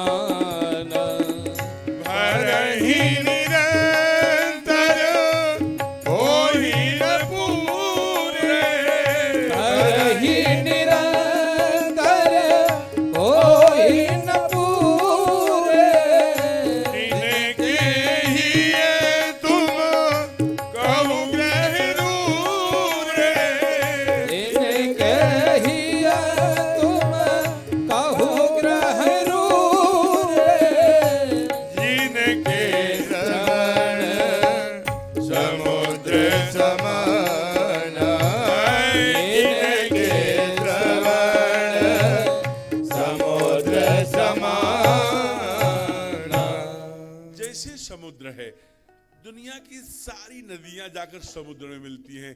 समुद्र कभी नहीं कहता कि मैं भर गया, मेरे में आगे मत मिलना। वैसे ही आपका कान ऐसा कान है क्या? कहा कौन? कहा कथा तुम्हार सुनहि शुभ बनाना। शुभ माने भगवान की कथा मंगलकारी होती है, शुभ होती है। जो तुम्हारी मंगलमयी कथाओं को सुनने में न आघाते हो, ऐसा कोई कान है? कहा हाँ है। वो कहाँ कान है? कहा फूलपुर में रहता है। तो कहा तिनके ही तुम कहूँ गृह रूरे, उन्हीं के हृदय में अपना स्थान बनाइए। कहा ये कैसे संभव होगा? तब पूज्य संत वृंदावन के बिंदु जी महाराज जी ने एक सुंदर प्रस्तुति की। आइए बिंदु जी महाराज जी की इन पंक्तियों के आज के पहले भजन के माध्यम से उसे गुनगुनाते हैं बड़े भाव से। सबका हस्ताक्षर इस समय प्रदोष काल है। प्रदोष काल में श्रीमद् भागवत में आया कर्म चत्वारि भोराजन सायं काले तुमर्जयेत आहारम मैथुनम निद्रा स्वाध्यायम तु विशेषतः। ये 4 काम नहीं करना चाहिए। क्या क्या? आहारम मैथुनम। कहा किया तो? कहा आहारम जायति व्याधि, मैथुनम राक्षसम सुतम, और स्वाध्यायम विद्यानाशे, और कहा निद्रा लक्ष्मी गृहम तजे। नगर इस समय प्रदोष अब होता ऐसा है। पहला क्या कहा कि शाम को मत खाइए, जब दोनों वक्त मिलता है प्रदोष काल कहलाता है। इस समय भोजन करेंगे तो आपका शरीर रोगालय बन जाएगा। पुत्र उत्पत्ति के कारण से पुत्र उत्पत्ति के लिए पत्नी को नहीं मिलना। क्यों? कहा अगर मिलोगे तो दिति ने यही तो किया कश्यप से कि मुझे अभी पुत्र चाहिए अदिति के समान। हिरण्याक्ष और हिरण्यकश्यप आ गए, मना किया कि मत करो, इस समय राक्षस सुताएंगे। नहीं मानी, हिरण्याक्ष और हिरण्यकश्यप आ गए, आप भी बचिए, राक्षस सुताएंगे। और कहा निद्रा जायते लक्ष्मी। का कर्म चत्वारि भोराजन सायं काले तु वर्जयेत् आहारम मैथुनम निद्रा स्वाध्यायम तु विशेषतः। आहारम जायते व्याधि, निद्रा जायते लक्ष्मी, और मैथुनम राक्षसम सुतम। तो इसलिए कहा घर में सोओगे तो लक्ष्मी घर से, कहा साक्षात कुबेर का घर हो। घर में जहां संयुक्त परिवार है, 4 जेठानी हैं, 2 जेठानी 2 देवरानी, माने सब हैं, तो वहां या तो जेठानी का भैया या तो देवरानी का घरों में होता है। यहाँ होता होगा, नहीं होता होगा। ये भगवान की कथा का उद्गम स्थल है। ठीक 7 बजते बजते सर में दर्द हो जाएगा, बेडरूम में चली जाएंगी, पूछेगी कहाँ हो बहन? पता नहीं दीदी, आज सर में बहुत दर्द है। ये 8:30 बजते बजे सब सारी रोटियां बन गई। दीदी अब कुछ आराम हो रहा है। आराम क्यों हो रहा है? क्योंकि रोटियां बन गई, अब धीरे धीरे पाना भी है। तो धीरे धीरे दीदी के पास चली गई, दाल निकाल दिया, चावल निकाल दिया, सब्जी निकालने में थोड़ा हेल्प कर दिया। तो जो ये काल चक्र है ना, 6 बजे से 8:30 बजे तक, इसमें मत सोइए। अगर कुबेर की संपदा है तो लक्ष्मी गृहम तजेति, श्रीमद् भागवत प्रमाण है। और मैंने निवेदन किया है कि मैं वही कहूंगा जो शास्त्र में लिखा है। मैं अपनी ओर से कुछ नहीं कहने वाला हूं। तो इससे बचिए। तो करना क्या इस समय?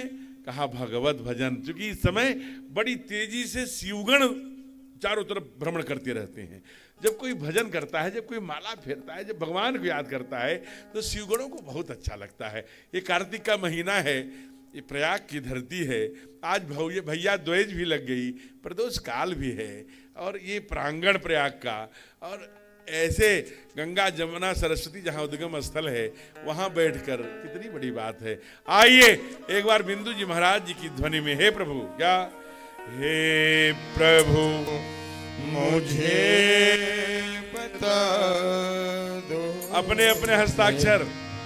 हे प्रभु मुझे बता दो, चरणों में कैसे आओ।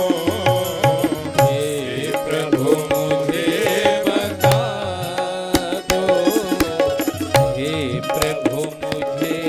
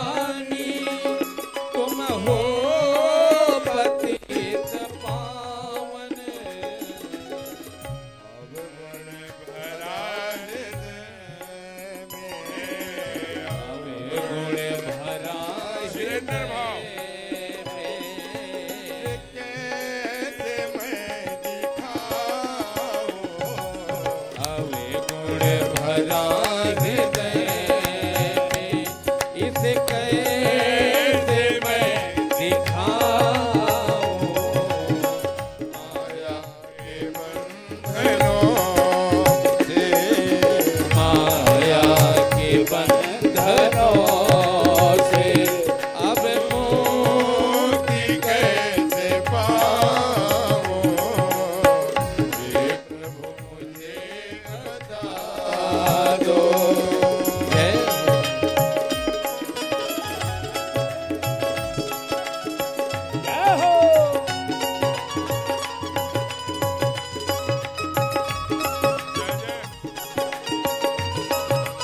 पीछे तक ताली चाहिए, मीठी मीठी।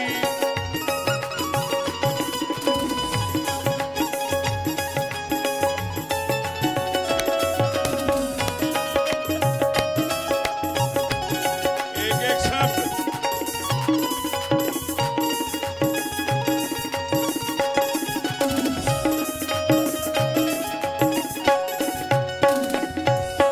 अच्छा हूँ या बुरा हूँ, जैसा भी हूँ तुम्हारा।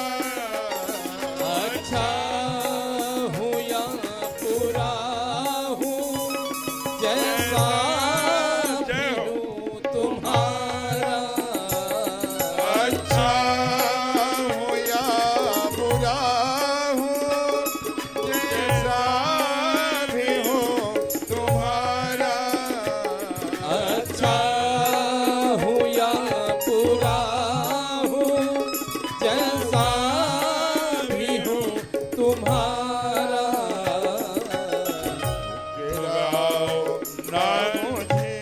ठुकराओ ना मुझे, गिराओ ना मुझे अब चरणों में सिर झुकाओ।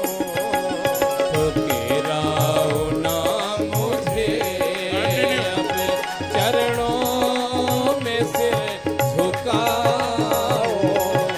हे प्रभु मुझे बता दो, हे प्रभु मुझे बता दो। चरणों में कैसे आऊं। मुझे बता दो। भगवन इतना कीजिए, जय अपनी भक्ति दीजिए। भगवन इतना कीजय अपनी भक्ति दीजय। भगवन डिमांड है भक्ति की। दीजिए, अपनी ही भक्ति दीजिए।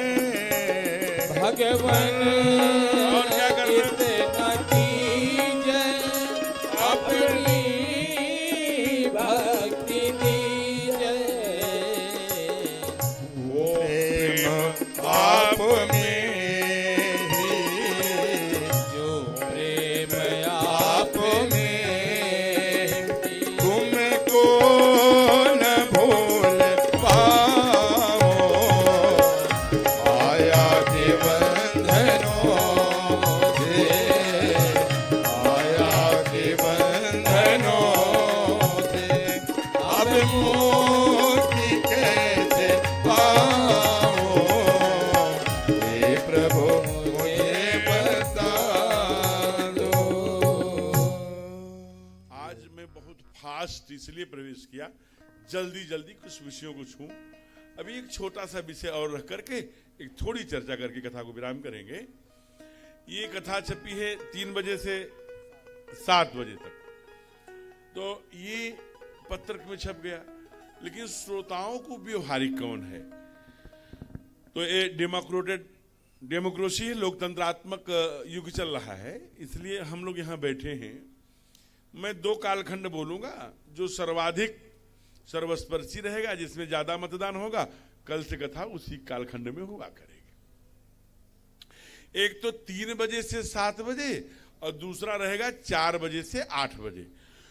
तो जो आपको शूट करे वो जरा हाथ उठाएंगे तो उससे हम लोग गणना कर लेंगे, तो कल से उसी में आया करेंगे।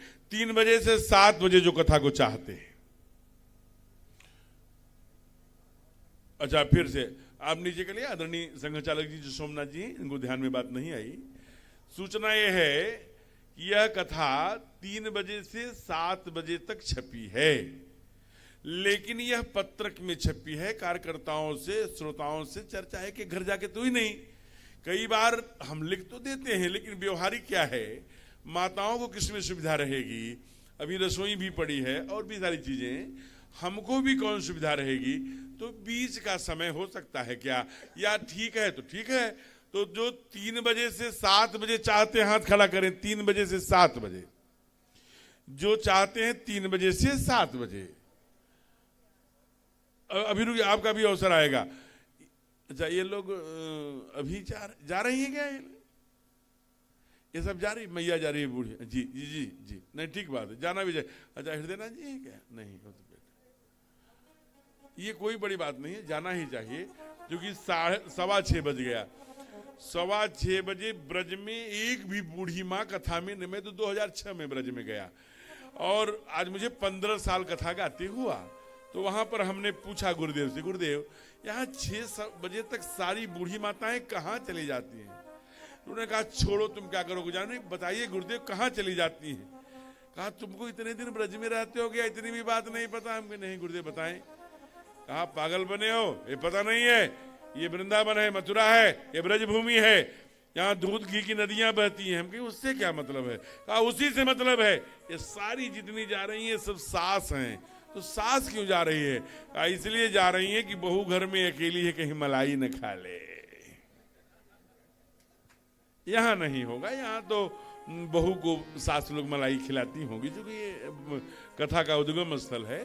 तो आइए, यहाँ की सास दूसरे तो मलाई खिलाने गई होंगी, वो खिलाने गई है जी, जो कि तो पहला मैंने बताया कि 3 बजे से 7 बजे तक। तो अब जरा बताइए 4 बजे से 8 बजे जो चाहते हैं, अरे सर्वाधिक मत तो 4 बजे है। कहाँ गए संयोजक महोदय?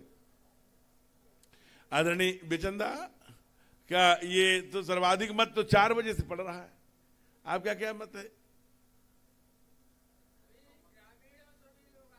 और ग्रामीणों, भैया जी की बात सही है कि ग्रामीण के लोग भी आना है, उनको जाना भी है। तो एक प्रयोग किया जा सकता है, आदरणीय भाई साहब अगर कहेंगे तो अंत में घोषणा करेंगे कि नहीं इनकी बात नहीं इनकी बात, इनको थोड़ा आधे घंटे ऊपर ले चलते हैं और उनको आधे घंटे नीचे ले जाते हैं। तो 3:30 से 7:30, ये कैसा रहेगा? ये ठीक रहेगा ना? तो कथा ठीक 3:30 बजे प्रारंभ होगी और 7:30 आरती होगी। तो अभी कोई अतिथि वगैरह को है? अभी कुछ हमारे अतिथि आए हैं जो दूर से आए हैं, उनको जाना होगा, इसलिए मंच थोड़ी देर के लिए आदरणीय संचालक जी की ओर जा रहा है, फिर हम लोग कथाक्रम में जुड़ेंगे। हरिओम।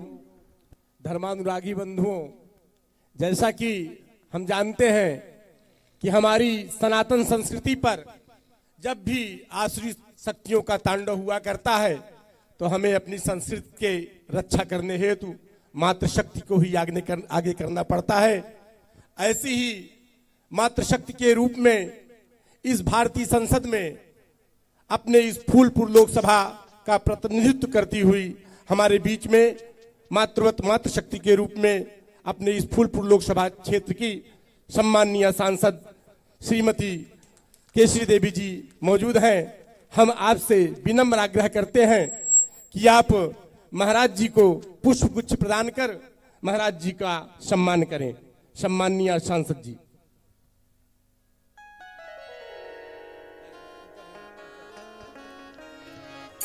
इसी क्रम में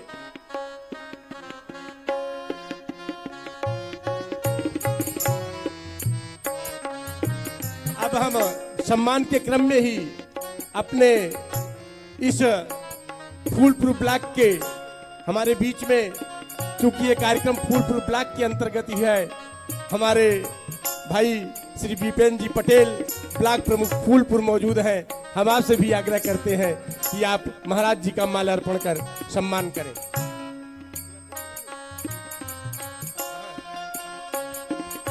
जो हवा प्रतिकूल हो उसका चलो रुख मोड़ दे, जो करे गुमराह हमको उन रास्तों को छोड़ दे।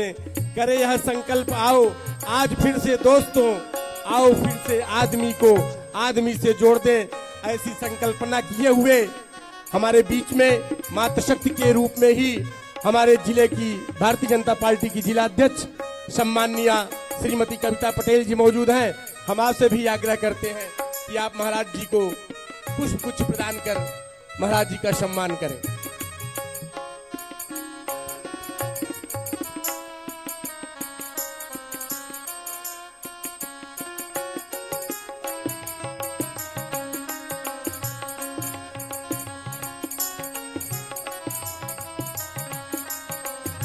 सम्माननीय जिला अध्यक्ष जी भारतीय जनता पार्टी गंगापार।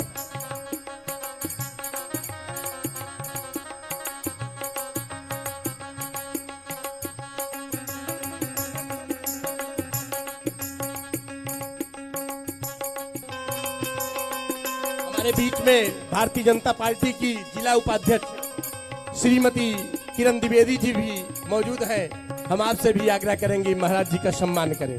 सम्माननीय श्रीमती किरण द्विवेदी जी।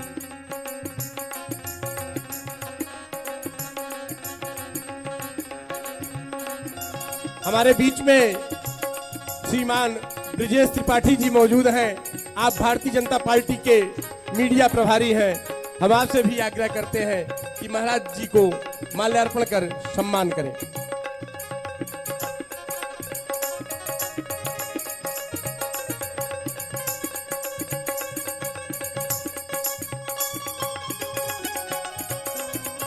श्री रतन मौर्य जी भी हमारे बीच में मौजूद हैं। हम आपसे भी आग्रह करते हैं कि आप आवें और महाराज जी का माल्यार्पण कर सम्मान करें।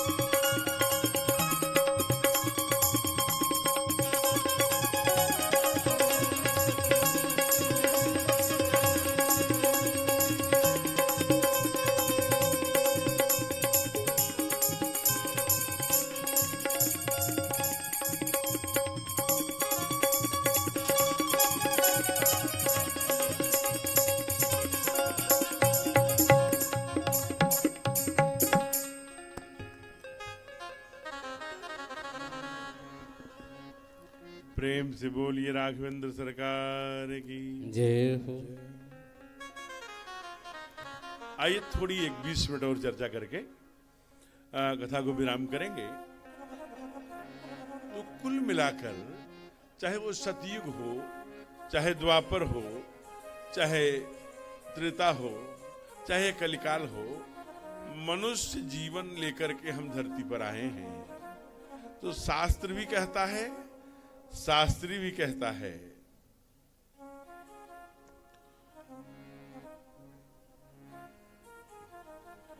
थोड़ा सा भजन ले लो तब तक बहनें चली जाएंगी। राम कहने से तर जाएगा, ओ राम कहने से तर जाएगा, पार भव से उतर जाएगा, ओ पार भव से उतर जाएगा। चर्चा घर घर में होगी तेरी, चर्चा घर घर में होगी तेरी, चर्चा घर घर में होगी तेरी,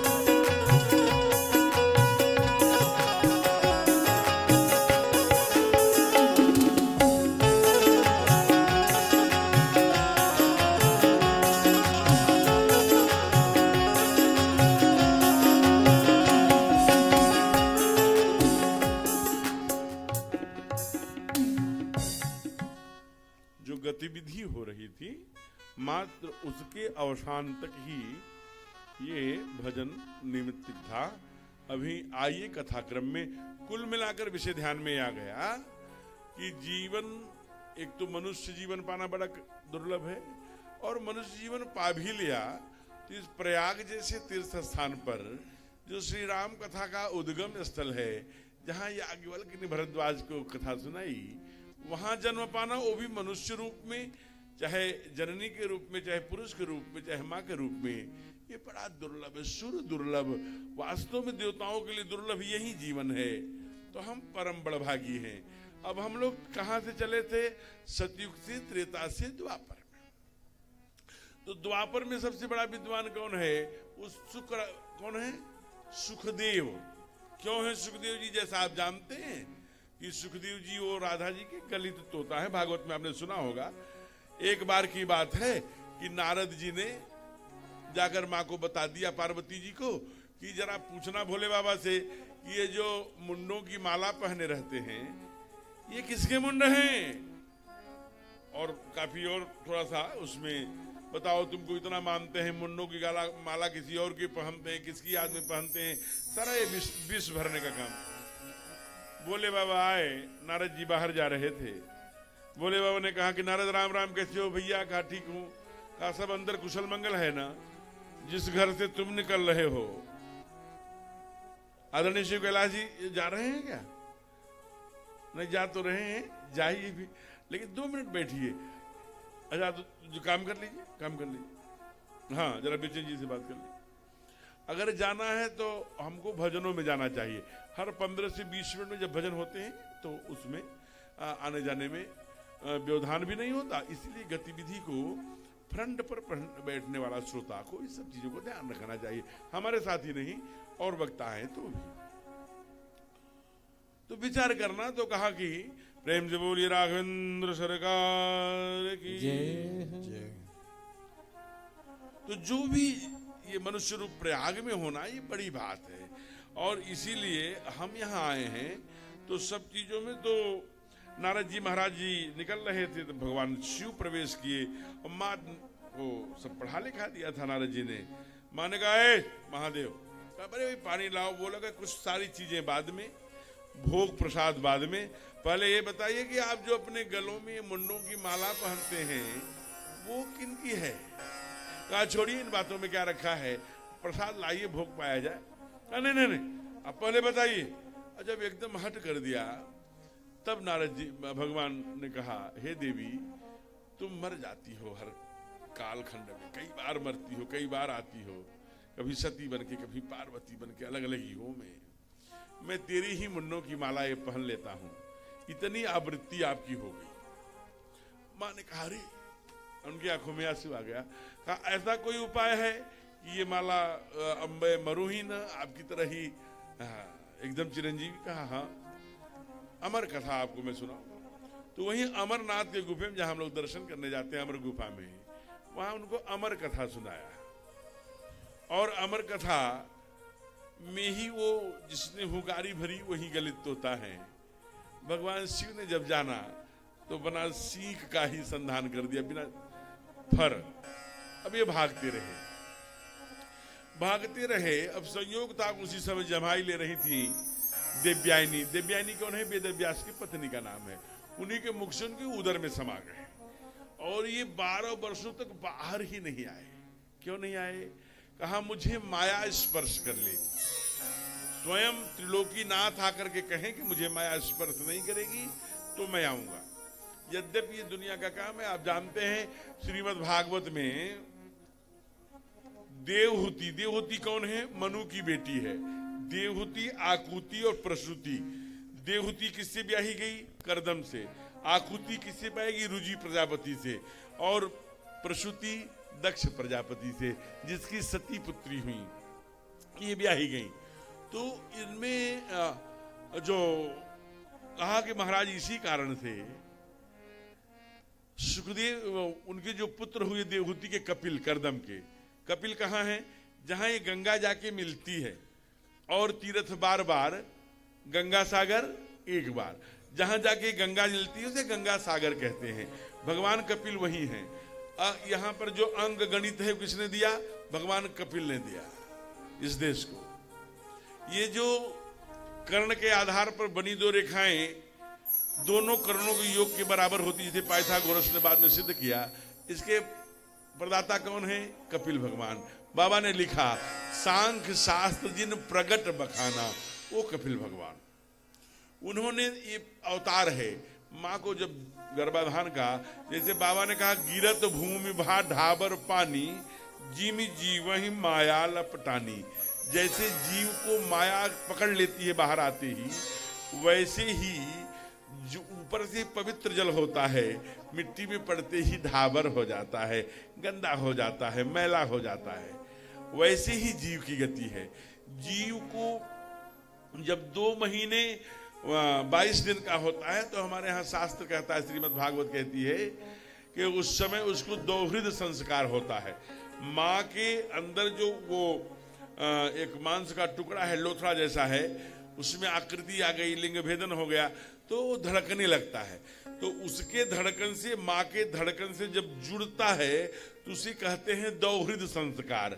2 हृदय एक साथ धड़कने लगे। जब माँ का हृदय और उस जो जीव है उसकी कनेक्टिविटी हो जाती है, परमात्मा जोड़ देता है, इसे दोहृद संस्कार कहते हैं। तो फिर माँ का दिल जब धड़कने लगता है, आगे आप जानते हैं कि बड़ा होना, फिर पैर हाथ आ जाता है, फिर उसे दोनों पैरों को फोल्ड करता है, हाथ को फोल्ड करके सर को करता है, एक झिल्ली जैसे आवरण में कस के बांधता है और वो फिर ढुनमुन कभी दाएं कभी बाएं करता है।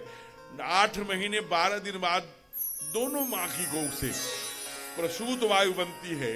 उस गठरी को बाहर करने, जल्दी बाहर जा, और तमाम कृमि उसमें चुभते रहते हैं, छोटे छोटे छोटे छोटे।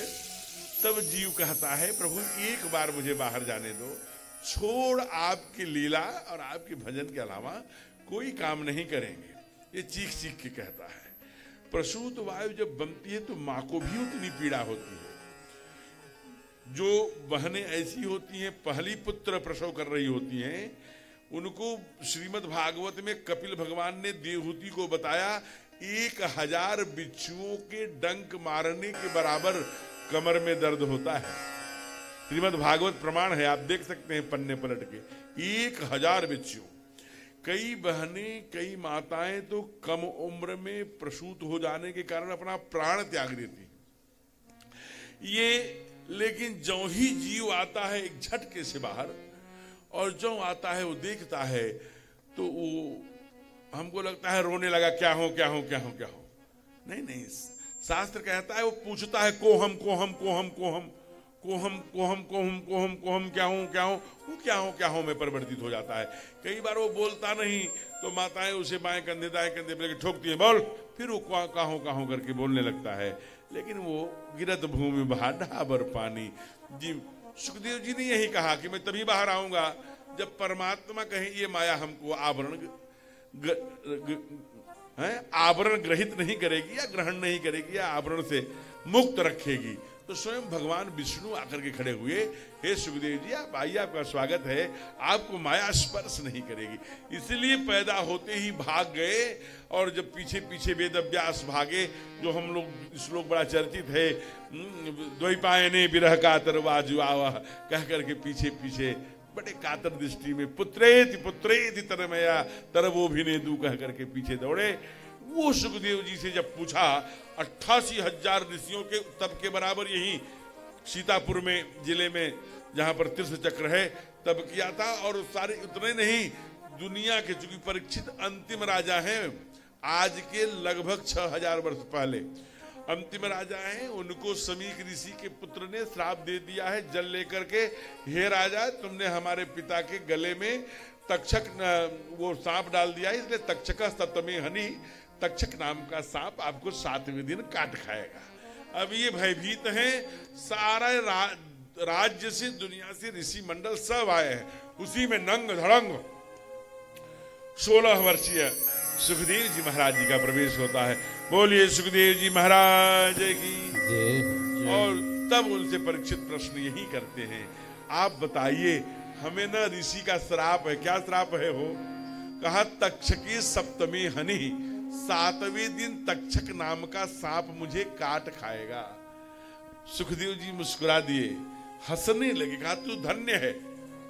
अरे दुनिया में ऐसा कोई नहीं है जो 7 दिन में नहीं मरेगा, लेकिन किसी को पता नहीं है। तू धन्य है कि तुझे ये पता हो गया कि इसी 7वें दिन में तू मरेगा, तो सौभाग्यशाली है। सब काम छोड़ दे बेटे।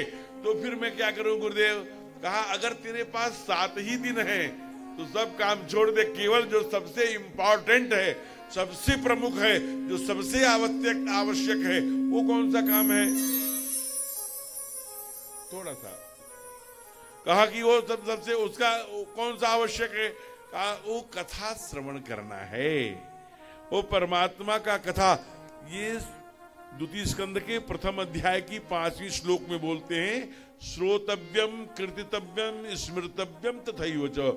श्रोतव्यम जिसको सुनो, बाबा ने हिंदी अनुवाद कर दिया उत्तरकांड में, रामय सुमिरिय गाय रामय संतत भजिय राम गुण ग्रामय। जिसका जपो उसी को देखो, उसी का चित्र, उसी का चिंतन, वैसा चरित्र, जो मैंने पहले निवेदन कर दिया कथा के प्रारंभ में। अब आप जरा विचार करिए, वो भी कहते हैं सुनो, तेरे पास 7 दिन है, और ये परीक्षित 7 ही योग है, 7 ही चक्र है, 7 ही पुरियां हैं, 7 ही मेखलाएं हैं, सूर्य के प्रकाश भी 7 है, दिन भी सोमवार से लेकर रविवार तक 7 है, और हारमोनियम इनके रीड भी 7 है, सारे गामा पधनिशा हम लोग जानते हैं। और दुनिया में एक कथा भी 7 दिन की है, रामायण में कांड भी 7 है। और इतना ही नहीं, कहा फिर गुरुदेव तो तेरे खोपड़ी में दरवाजे भी 7 है परीक्षित, 2 आंख 2 नाक 1 मुख और 2 कान। इसलिए इन्हीं 7 का 7 दिन में परिष्करण कर, छोड़ सारी दुनिया, केवल परमात्मा की कथा सुन। और एक बात मैं और बताऊं, चाहे आज प्रथम दिन पुरुषों की संख्या थोड़ी ज्यादा है, लेकिन माताओं की थोड़ी कम है, लेकिन कहा कि पुरुषत्व 8 गुणात भक्तिर्, इनके पास 8 गुना ज्यादा पुरुषों से भक्ति है।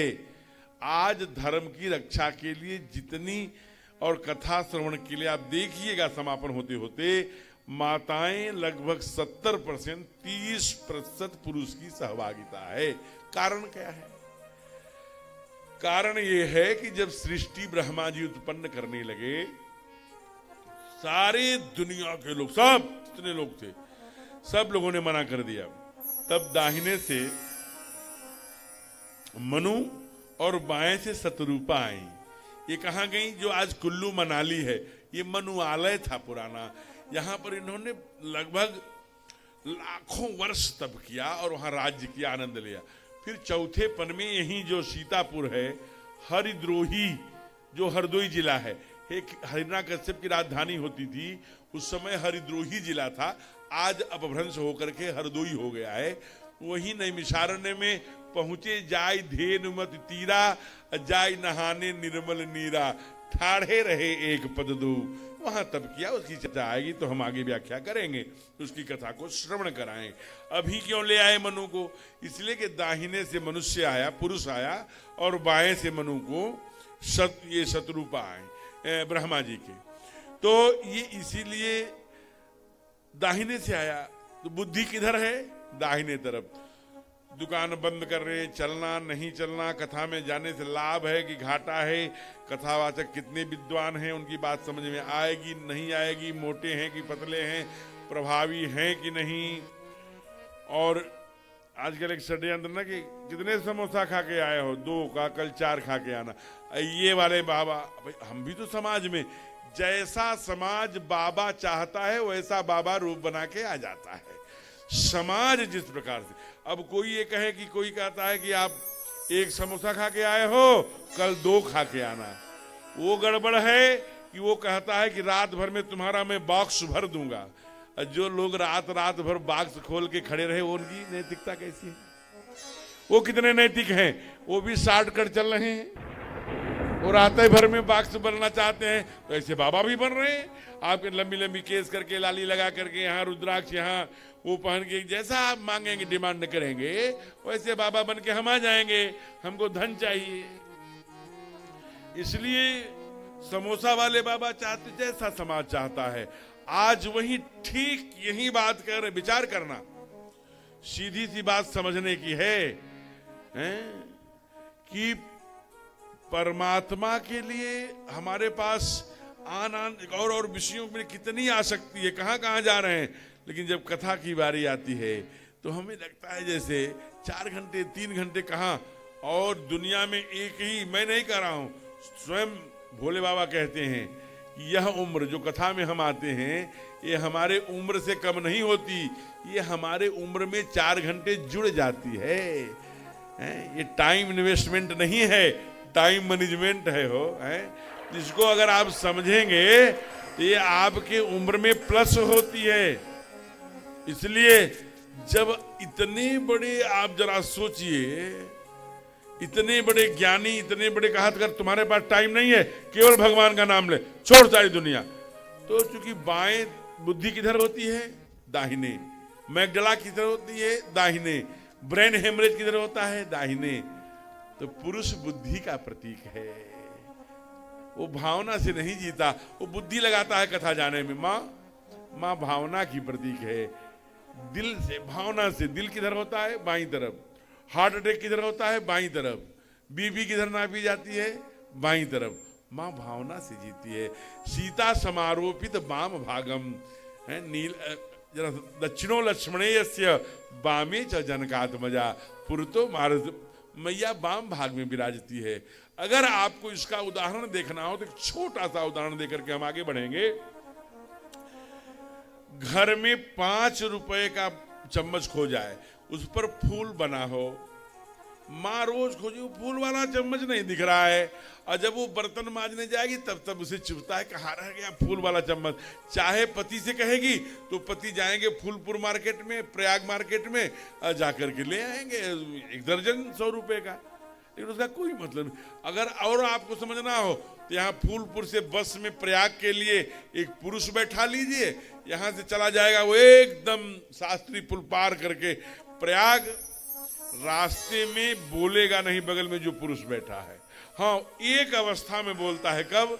जब बगल वाला निकाल करके ऐसे मलने लगता है, तब वो कहता है बढ़ा लेना। तो मलने वाला कहता है कैसे बढ़ा लूं, कोरोना हुआ है। तो उसमें कोरोना कुछ नहीं करेगा, बढ़ा। तो तब वो जब दुर्गुण का निमंत्रण देता है तब हम दांत निकालते हैं। माँ तो यहीं बैठेगी और 3 सीटर सीट पर बैठी है, फिर भी आके बैठा लेती है, बैठो। चौथे को बैठाएगी और पूछती है कहाँ जा रही हो, कितने पुत्र हैं। यहां से प्रयाग पहुंचते पहुंचते बेटी बेटा कितने बेटे हैं, क्या करते हैं, सब पूछ डालो। और इतने नहीं, अंत में अगर 40-45 की माँ है ना तो एक बात जरूर पूछती है। यहाँ की पूछती होगी पता नहीं, उधर पश्चिम की पूछती है धीरे से, क्यों, क्या अभी सास है? हाँ अभी है, अभी पीछा नहीं छूटा। इधर नहीं, इधर तो सास को 4 बजती बजती वो शील में और उसे पीस के राई सरसों उपटन बना के सास को छुड़ाती होंगी, 2 चोटी करती होंगी, फिर पैरों में रंग भर के बहू लोग कहती होंगी बच्चों जाओ, ये माँ है, दादी माँ है, इससे रामायण और महाभारत की कथाएं सुनो। अब लोग दादियों को, कोई आप देख लेना उठा करके अभी यहां से जाने के बाद, कोई महापुरुष जो गाया जाता है उसके जीवन में जीवन परिचय पढ़ना। आज के 2.5 साल पहले इस देश, क्योंकि ये लाइव हो रही है कथा, पूरी दुनिया देख रही है। आज के 2.5 साल पहले इस देश का प्रधानमंत्री भी कहा था, जी ने कहा था कि सबको महापुरुषों की जीवनी पढ़ने की प्रेरणा दो बच्चों को। जब महापुरुष की जीवनी आप पढ़ेंगे तो उसमें एक पंक्ति ये जरूर लिखी मिलेगी कि इनके बचपन में इनकी दादी माँ इनको महाभारत एवं रामायण की कथाएं सुनाया करती। आज जो 350 वर्ष बाद ये दूरगामी राजा के हम लोग अभी बहुत सुंदर नाट्यम, जो विश्व का सबसे बड़ा नाट्यम है, लगभग 300 कलाकार भाग लेने जा रहे हैं। अब जब जाके देखेंगे आप उस प्रांगण में तो लगेगा जैसे 350 वर्ष पहले पहुंचकर वही घोड़े, वही हाथी, वही शिवाजी राजे की जय जयकार, जय भवानी, वही सारे भाले, वही सारी दृश्य आपके सामने गूंज उठेंगे। आप उसी कालखंड में बैठे हैं ऐसा महसूस होगा। एकदम खुले प्रांगण में ये दृश्य दिखाया जाएगा, उसकी अनुभूति करके रोंगटे खड़े हो जा रहे हैं। आप जरा सोचिए हम कितने सौभाग्यशाली हैं, दिवाली मनाकर बैठे हैं। आज भैया दूज है, दिवाली तो सबके जीवन में आएगी।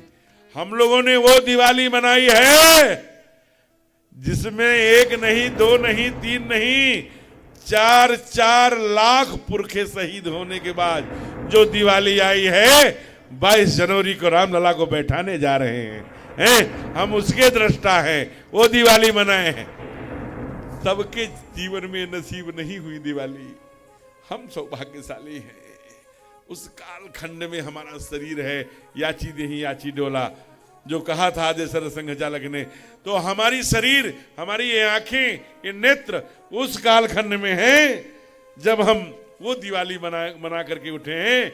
आगे महादिवाली आ रही है और रामलला का दर्शन इन्हीं आंखों से भक्त बैठे हुए उसी प्रभु के, उनके गर्भगृह का करेंगे। ये परम सौभाग्य की बात है।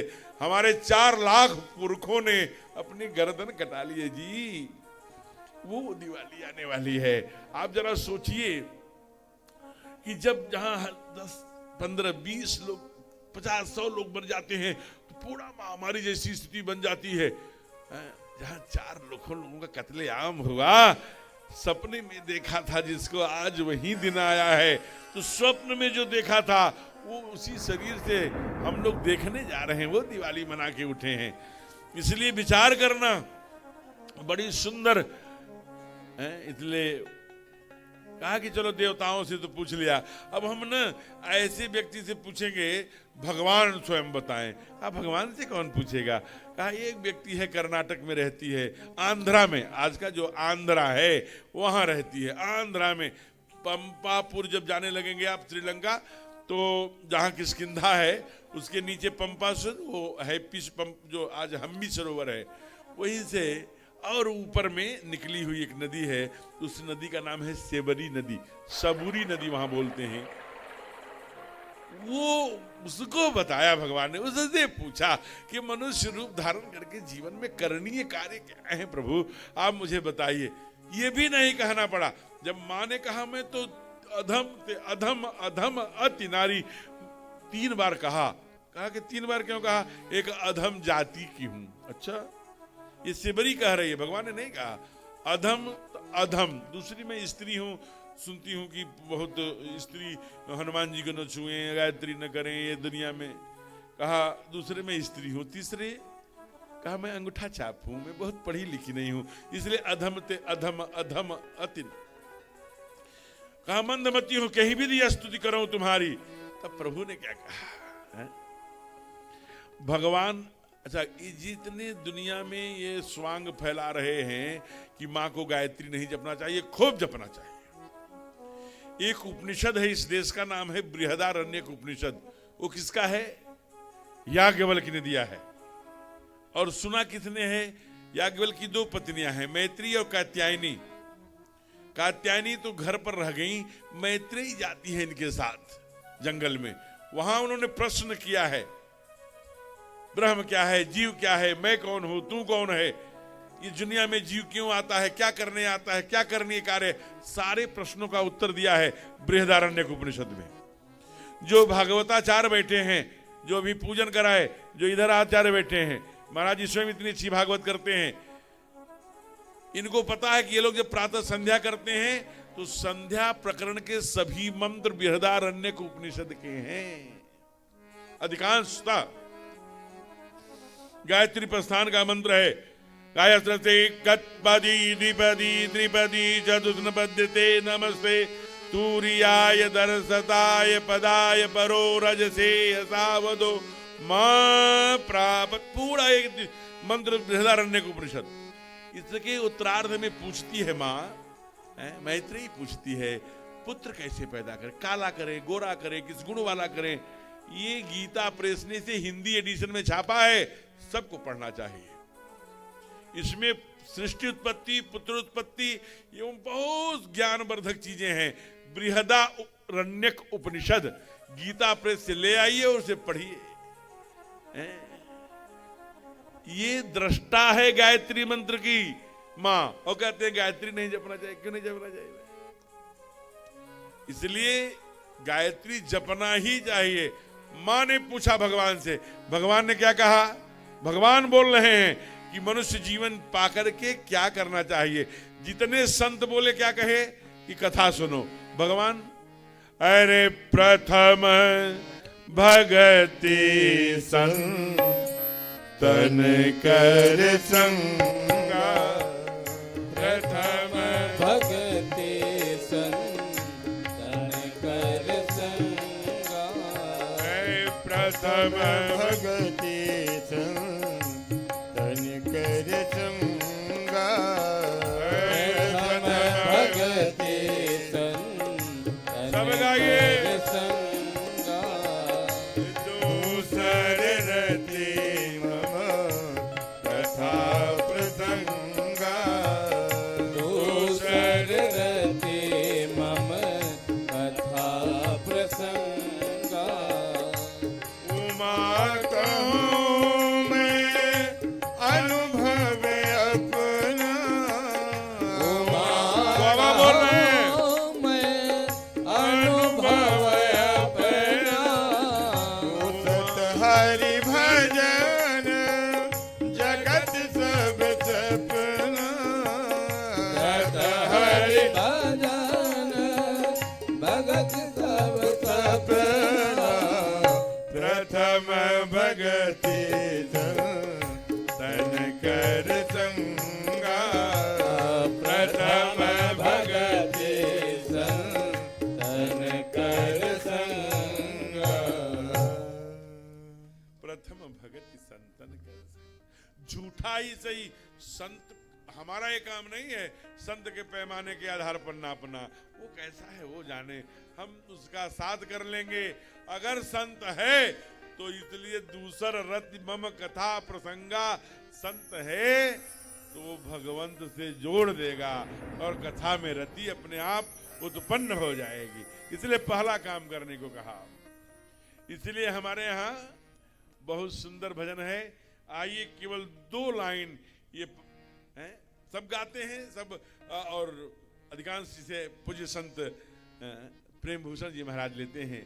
उनको मैं यहीं से प्रणाम कर रहा हूँ, क्योंकि हो सकता है गुरुदेव इस लाइव को देख रहे हो तो मेरा प्रणाम उनको तक पहुंचे।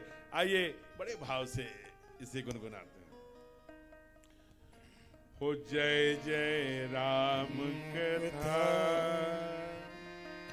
जय श्री राम कथा, जय जय राम कथा, जय श्री राम कथा, जय जय राम कथा, जय श्री सबको याद है। राम कथा, ओ जय जय राम कथा, जय श्री राम कथा, कि जय जय राम कथा, कि जय श्री राम कथा,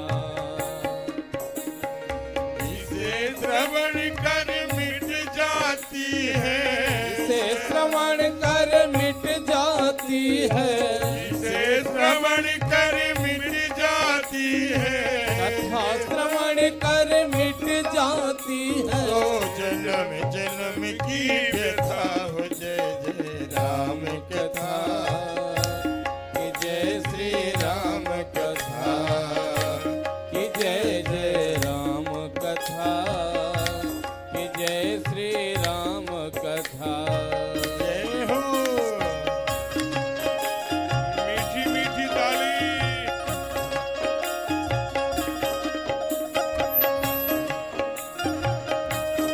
जय जय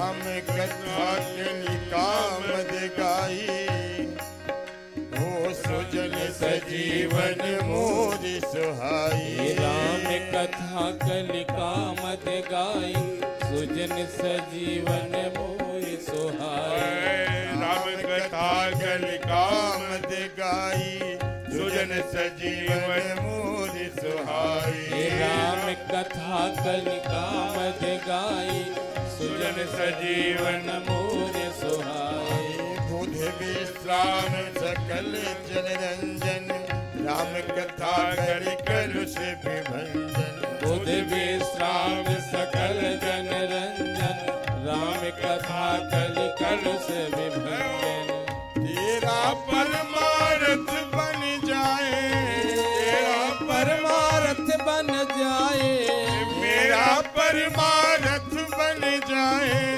मेरा परमार्थ बन जाए नारद करी कथा जय जय राम कथा कि जय श्री राम कथा कि जय जय राम कथा कि जय श्री राम कथा कि जय जय राम कथा कि जय श्री राम कथा इसे श्रवण कर मिट जाती है इसे श्रवण कर मिट जाती है कथा श्रवण कर मिट जाती है कथा श्रवण कर मिट जाती है तो जन्म जन्म की व्यथा हो जय जय राम कथा जय श्री राम कथा जय जय राम कथा जय श्री राम कथा।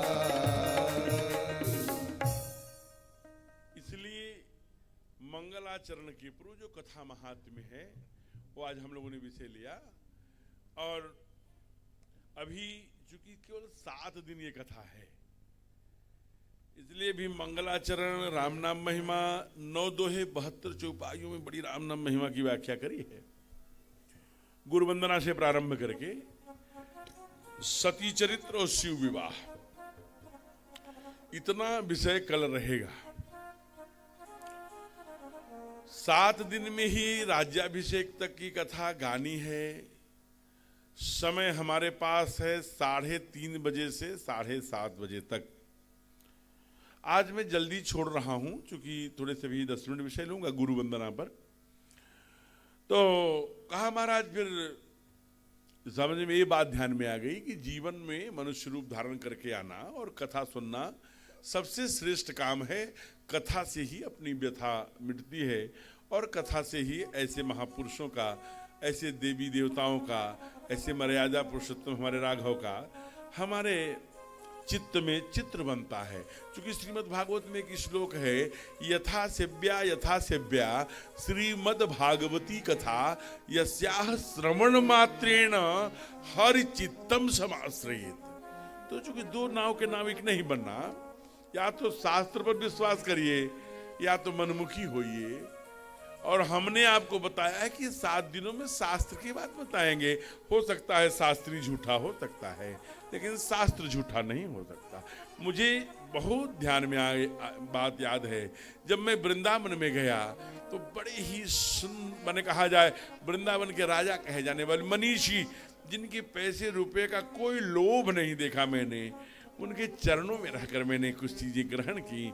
ऐसे पूज्य विजय कौशल जी महाराज जी हमारे बाबा गुरु हैं, उनके चरणों में मैं इसी व्यासपीठ से प्रणाम कर रहा हूँ। ये जो अनिश्वरवाद के लोग हैं दिल्ली में, सरिता प्रकाशन वाले, ये कई बार आकर उनसे डिस्कशन किया करते थे कि ईश्वर की सत्ता है कि नहीं है, कैसे है। तो उन्होंने मजाक मजाक में जब पूछे भगवान है कि नहीं, कहा नहीं है। अरे आप तो कहते हैं है भगवान, दुनिया में प्रचार कर रहे हैं, राम कथा के माध्यम से भक्ति का प्रचार कर रहे हैं, आप बता रहे हैं कि भगवान ही नहीं है। नहीं, जिसको मैं गाता हूं वो तो भगवान है, लेकिन जिसके लिए तू कंफ्यूज है वो भगवान तेरा नहीं है, उसको उत्तर देते थे। काफी हमने देखा उनके। एक दिन की बात है कि वही अनिश्वरवाद के लोग कहने वाले लोग, ऐसी जो माला झोली होती है ना, इसको लेकर के पटिया पर बैठ करके ओम नमो भगवते वासुदेवाय नमः, ओम नमो भगवते वासुदेवाय नमः 3 बजे रात कर रहे थे। गुरुजी की नींद खुली, टहलने के लिए निकले होंगे। और उन्होंने स्पष्ट पूछा कि आप ये बताइए कि कैसे क्या हो गया, आपको हो क्या गया? आप तो कहते हैं ईश्वर नहीं है, फिर क्यों जप रहा है? तो उन्होंने जो अनिश्वरवाद की गाथा गा रहे, सिद्धांत दे रहे थे, उन्होंने गुरुजी से कहा, गुरुदेव, जिसे लाखों करोड़ों लोग भज रहे हैं, माला सटका रहे हैं, वो हुआ तो मेरा क्या होगा? इसलिए रात में ही कोटा पूरा कर लेते हैं चुपके से। माने तुम्हारी उम्र 50 वर्ष हो गई, 60 वर्ष, 70 वर्ष, अभी हम यही नहीं, इसी भ्रम, एक नाव के नाविक कब बनेंगे भाई? इस पर हाँ तो हाँ, ना तो ना। तो अगर हम शास्त्र रूपी नाव पर बैठ चुके हैं, राम कथा का जो ये दृढ़ नाव है, ये परमात्मा की दृढ़ नाव है, इस पर जो बैठा उसको पार जरूर लगा दिया। और कहा कि और इस पर बैठता कौन है? अति हरि कृपा जाहि पर होई, और पांव धरे यही मार्ग सोई। डंडा ठोक के बाबा ने लिखा, अति हरि कृपा जाहि पर होई, वह इस नाव रूपी जो ये नावराम दृढ़ नौका है, इस पर वही पांव रखता है। पांव धरे सोई मार्ग, इस पर उस मार्ग पर पांव वही रखता है जिस पर अति हरि कृपा होती है।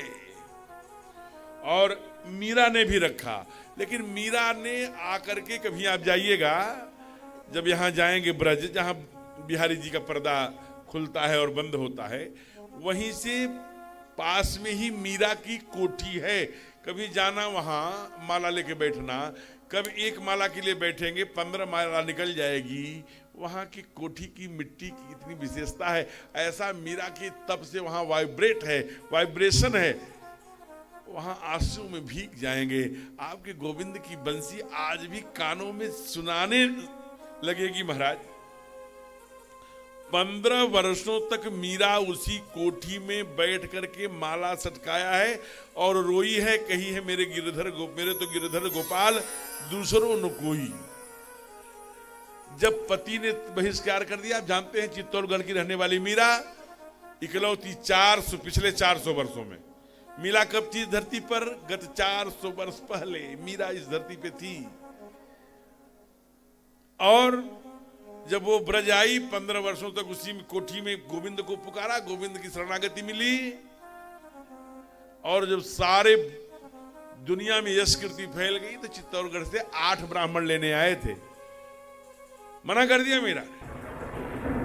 8 ब्राह्मणों ने कहा, इसी ड्योढ़ी पर हम लोग जान दे देंगे, लेकिन आपको लेके चलेंगे। भूखे प्यासे बैठ गए। एक दिन देखा, 2 दिन, तीसरे दिन माँ ने कहा, गोविंद, अगर मैंने सब कुछ आपको, माता पिता सखा भाई बंधु सर्वस्व आपको माना है मैंने जीवन में, तो अब देर मत करिए। मीरा ही एक ऐसी भगत है जो गत 400 वर्षों में जो सशरीर गोविंद का मुख खुला और मैया सशरीर गोविंद के मुख में समा गई। जब तक आचार्य गण पहुंचते तब तक वो पीतांबर मां का झांक रहा था। मीरा से लोगों ने प्रश्न किया, मीरा इतने दिन तुमने गोविंद गोविंद रटा, लेकिन तुमने पाया क्या? तो मीरा कहती है, पायो जी मैंने राम रतन धन पायो। अरे भजती है गोविंद गोविंद और धन पाती है राम रतन धन, कैसे? कहा, ये मेरी महिमा नहीं है, फिर किसकी महिमा है मीरा? तो मेरा बंदऊ गुरु पद पदुम परार,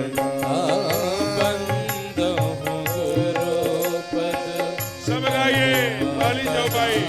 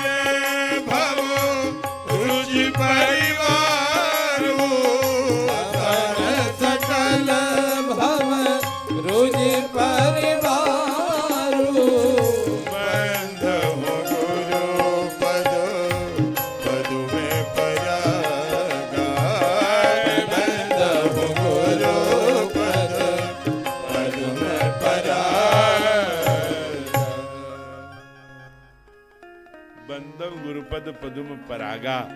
मीरा कहती है कि पायो जी मैंने राम रतन धन पायो। कहा कैसे? कहा वस्तु अमोलक दी मेरे सतगुरु, कृपा करे अपनायो, पायो जी मैंने राम रतन। तो बाबा कहते हैं बंदो गुरुपद पदुम परागा। वही मीरा की बात। कहा कि ये गुरु कौन है? भाई गुरु गुरु माने अंधकार, माने प्रकाश। कोई कहता है कि तमसो मां ज्योतिर्गमय, कोई कहता है कि जो शास्त्र बताता है, कोई कहता है जो कान में वो मंत्र देता है। ऐसे अनेक गुरु की परिभाषा। गुरु की परिभाषा क्या है भाई? बाबा कहते हैं कि बंदौ गुरुपद पदुम परागा, सुरचि सुभाष सरस अनुरागा, अमीय मूरी मय चूरन चारु, समन सकल भव रुज परिवार। ऐसा गुरुदेव के पाद पद्मों का पराग सुरुचि है, जो मन को अच्छा लगने वाला है। ऐसा सुभाष, गंध नहीं, अच्छा गंध, जो उनका चरण रज की धूली का जो कण है। समन सकल भव रुजि परिवारु। ये भवरुज परिवारु क्या है? तो अभिप्राय आता है, संत कहते हैं कि भाई जब पैदा होता है तब से ही भव भव भव, पुत्रवान भव, फिर विद्यावान भव, फिर शादी विवाहवान बन, फिर नौकरीवान, ऐसे भव भव भव भव बनने के अर्थ में बाबा ये कहना चाहते हैं। भव जो ये भव है उसमें बनने के अर्थ में सब के यहाँ गुरु के यहाँ जाता है विद्वान भव, शादी, फिर विवाहवान भव, फिर पुत्रवान भव, फिर ऐसे भव भव अंतिम तक जाते हैं। लेकिन ये जो ये देता है कौन आशीर्वाद? मान ली गुरु दे रहे हैं, माता पिता दे रहे हैं, लेकिन ये बनाता कौन है? कभी बनाने वाले की तरफ भी विचार करना, गुरु कहता है। दूसरा देखो, विधि प्रपंच गुण अवगुण साना। ये पूरी सृष्टि गुण और अवगुण से ब्रह्मा जी ने बनाया है। यहाँ 100 रुपया किलो, 95 रुपया किलो कोको कोला भी है, और 35 से 40 रुपया किलो सूर्य नाड़ी वाली पीला पीला गाय का दूध भी है। हमें क्या प्रिय है? 1100 रोगों को नाश करने वाली यहाँ तुलसी भी है। तो यहाँ एक ही ऐसा रोग है जो उसके द्वारा होता है, जो जीवन अंत कर देता है, तंबाकू भी है। हमें क्या पसंद है? यहाँ पर ऐसी तमाम औषधियाँ हैं, तमाम ऐसी चीजें हैं। हमें क्या पसंद है, ये महत्व का विषय है। ये कौन बताएगा? ये मुझे गुरु बताता है। गुरु कहाँ रहता है? कहा कहता है महाराज गुरु तो ज्ञान का प्रतीक है, भक्ति का प्रतीक है, इसलिए फिर ज्ञान का कौन? कहा ज्ञान की देवी सरस्वती है। कहा वो किस पर बैठती है? कहा हंस पर। हंस का क्या काम है? कहा जो दूध का दूध, पानी का पानी कर देता है, उसे हंस कहा करते हैं, जिसके अंदर क्षीर नीर विवेक की शक्ति है। अच्छा, अगर हमारे ऊपर सरस्वती बैठ जाएगी तो हमारा काम क्या हो जाएगा? हमें दुर्गुण और सद्गुण जो ब्रह्मा जी ने एक में मिला के साना है, उसे हम अलग अलग करने की क्षमता कर पाएंगे। किससे? ज्ञान की देवी सरस्वती से। तो सरस्वती कहती है ठीक है, हम तेरे ऊपर बैठ गई, तेरे अंदर क्षीर निर्विवेक हो गया, ये पता हो गया गलत क्या है सही क्या है। सही जी है? कहा नहीं, एक बात और। कहा क्या? कहा कि सरस्वती को जो जपेंगे हम परमात्मा के समीप पहुंचेंगे कैसे? कथा सुन रहे हैं, वो सुन रहे हैं। तो कहा कि माने ऐसे दिखा दिया माला। कहा माला जपने में मन नहीं लगे। यही कलिकाल न साधन दूजा, ज्ञान यज्ञ जप तप व्रत पूजा, ये 6 चीजों में मन नहीं लगता। जप में हम खुद जिस परिवार में रुके रहते हैं और हम जाप करते रहते हैं माला का, अब उस दिन एकादशी रहती है ना, तो जब देसी घी में जीरे में छौंका लगता है तो गंध उसकी नाकों तक आती है। तो माला से ध्यान उस छौंके पे जाता है, और फिर आंख देख कितनी दूर लगी, सुमिरनी जल्दी नहीं आ रही, छौंका लग गया। तो जब मेरी ये गति है तो सामान्य लोगों की गति क्या होती होगी? ये कह रहे हैं कि मन जब भजते रहिए, भजते भजते, और बाई आंख खोल के देखिए सुमिरनी नहीं आई, बड़ा देर में, तो समझ लेना कि अभी यही कलिकाल न साधन दूजा। तो कहा कैसे? तो कहा गाई राम सुमिरी राम, अब तब माँ ने कहा कि अच्छा तू दूसरा हाथ देख, दूसरे में तो वेद लिखा है, वेद आता नहीं, हमारे बच्चे सब संत थॉमस में जाके पढ़ रहे हैं, कैसे आएगा। इतनी संस्कृत अपने बच्चे को जरूर पढ़ाइए। फिर कह रहा हूं कि वो अपने शास्त्र से जुड़ा रहे, चाहे महीने में एक बार आचार्य बुलाइए, 2 घंटे का क्लास चलाइए, 2 महीने पर बुलाइए आचार्य, संस्थाओं से पढ़ाइए, कोई बात नहीं, खूब अंग्रेजी पढ़ाइए। अगर नहीं पढ़ाएंगे तो 1891 में शिकागो में, जो अमेरिका का जो सबसे बड़ा चमत्कारिक आधुनिक शहर था, आप जानते हैं शिकागो, वहां पर विवेकानंद जी ने आंग्ल भाषा में, अंग्रेजी में ही विषय रखा। और ज्ञान न रहता आंग्ल भाषा का, अंग्रेजी का, तो कैसे रखते। अंग्रेजी जानिए, अंग्रेजियत मत जानिए। इसलिए अंग्रेजियत कब नहीं जानेंगे, जब 2 घंटे कम से कम महीने में संस्कृत पढ़ाने वाला कोई आचार्य होगा, कोई पुरोहित होगा, उसे बुलाएंगे, 2 घंटे का ही कुछ दक्षिणा देके विदा करेंगे, महीने में 2 घंटे पढ़ाएंगे, साल भर में इतनी संस्कृत जान जाएगा कि मेरा शास्त्र पढ़ने लगेगा। शास्त्र पढ़ेगा तो संस्कार से जुड़ा रहेगा, नहीं तो फिर कहेगा हाँ हेलो चाउमीन खाएंगे। फिर यहाँ से ऐसे भी बच्चे कह रहे हैं कि आपने मुझे पैदा क्यों किया, अपने सुख के लिए, अपने भोग के लिए पैदा किया है। तो ऐसा उत्तर नहीं देगा। इसलिए अपने बच्चे को इतनी संस्कृत जरूर पढ़ाइए कि अपने शास्त्र से जुड़ा रहे। जब शास्त्र से जुड़ा रहेगा तो संस्कार से जुड़ा रहेगा, और संस्कार से जुड़ा रहेगा तो माता पिता से, अपनी मिट्टी से, अपने परिवारजन से, अपनी संस्कृति से, अपनी शिखा चोटी, अपनी गंगा गायत्री से जुड़ा रहेगा। इसलिए गुरु का काम क्या है? गुरु का काम यही है। केवल गुरु का इतना ही काम नहीं है, फिर गुरु का काम कहा, गुरु का कोई गणवेश नहीं है, सफेद भी नहीं है, पैजामा कुर्ता भी पहन सकता है, धोती कुर्ता भी पहन सकता है, साड़ी में भी हो सकता है, सूट में भी। और ये ऐसा कोई गुरु कहा जिसके समीप पर रहने से, देखिए गुरु जी की कितनी सुंदर परिभाषा, जिनके समीप में रहने से हमारे अंदर के दुर्गुणों का नाश होता जाए और हमारे अंदर सद्गुण विकसित होने लगे, तो समझ लेना कि हमें गुरु की सामीप्यता प्राप्त हो गई है। अब कहेंगे महाराज जरा और सहज भाव से, तो यहीं पर आप जानते हैं श्रीमद् भागवत में कथा है कि इंद्र के कोप के कारण से गोविंद ने गोवर्धन को कनिष्ठिका में उठा लिया। बाद में वही गोविंद, बस ये थोड़ी सी चर्चा करके कथा को विराम की ओर ले जा रहे हैं, वही गोविंद ने, ब्रह्मा जी ने जब सबको बछड़े को चुरा लिया तो क्षमा नहीं किया। क्योंकि गोविंद से जब भक्तों ने पूछा कि प्रभु आप क्या चाहते हैं, सब कोई लोग राज महल चाहता है, कोई घोड़ा चाहता है, कोई फ्लाइट चाहता है, सब चाहता है। अगर आपसे पूछा जाए गोविंद तो आप क्या कहेंगे? तो गोविंद ने कहा गाओ में अग्रतः संतु, गाओ में मम पृष्ठतः, गाओ में सर्वतम पृष्ठुम, गवां मध्य बसाम्य हम। गाय मेरे आगे हो, गाय मेरे पीछे हो, गाय मेरे चारों तरफ हो, उसकी लरी सहलाता हुआ, उसी के बीच में बंसी बजाता हुआ मैं रहूं, तो सबसे सुकून का, सबसे आनंद का, सबसे मेरे लिए इससे अच्छा कोई पल नहीं होता। ये मेरी पसंद है।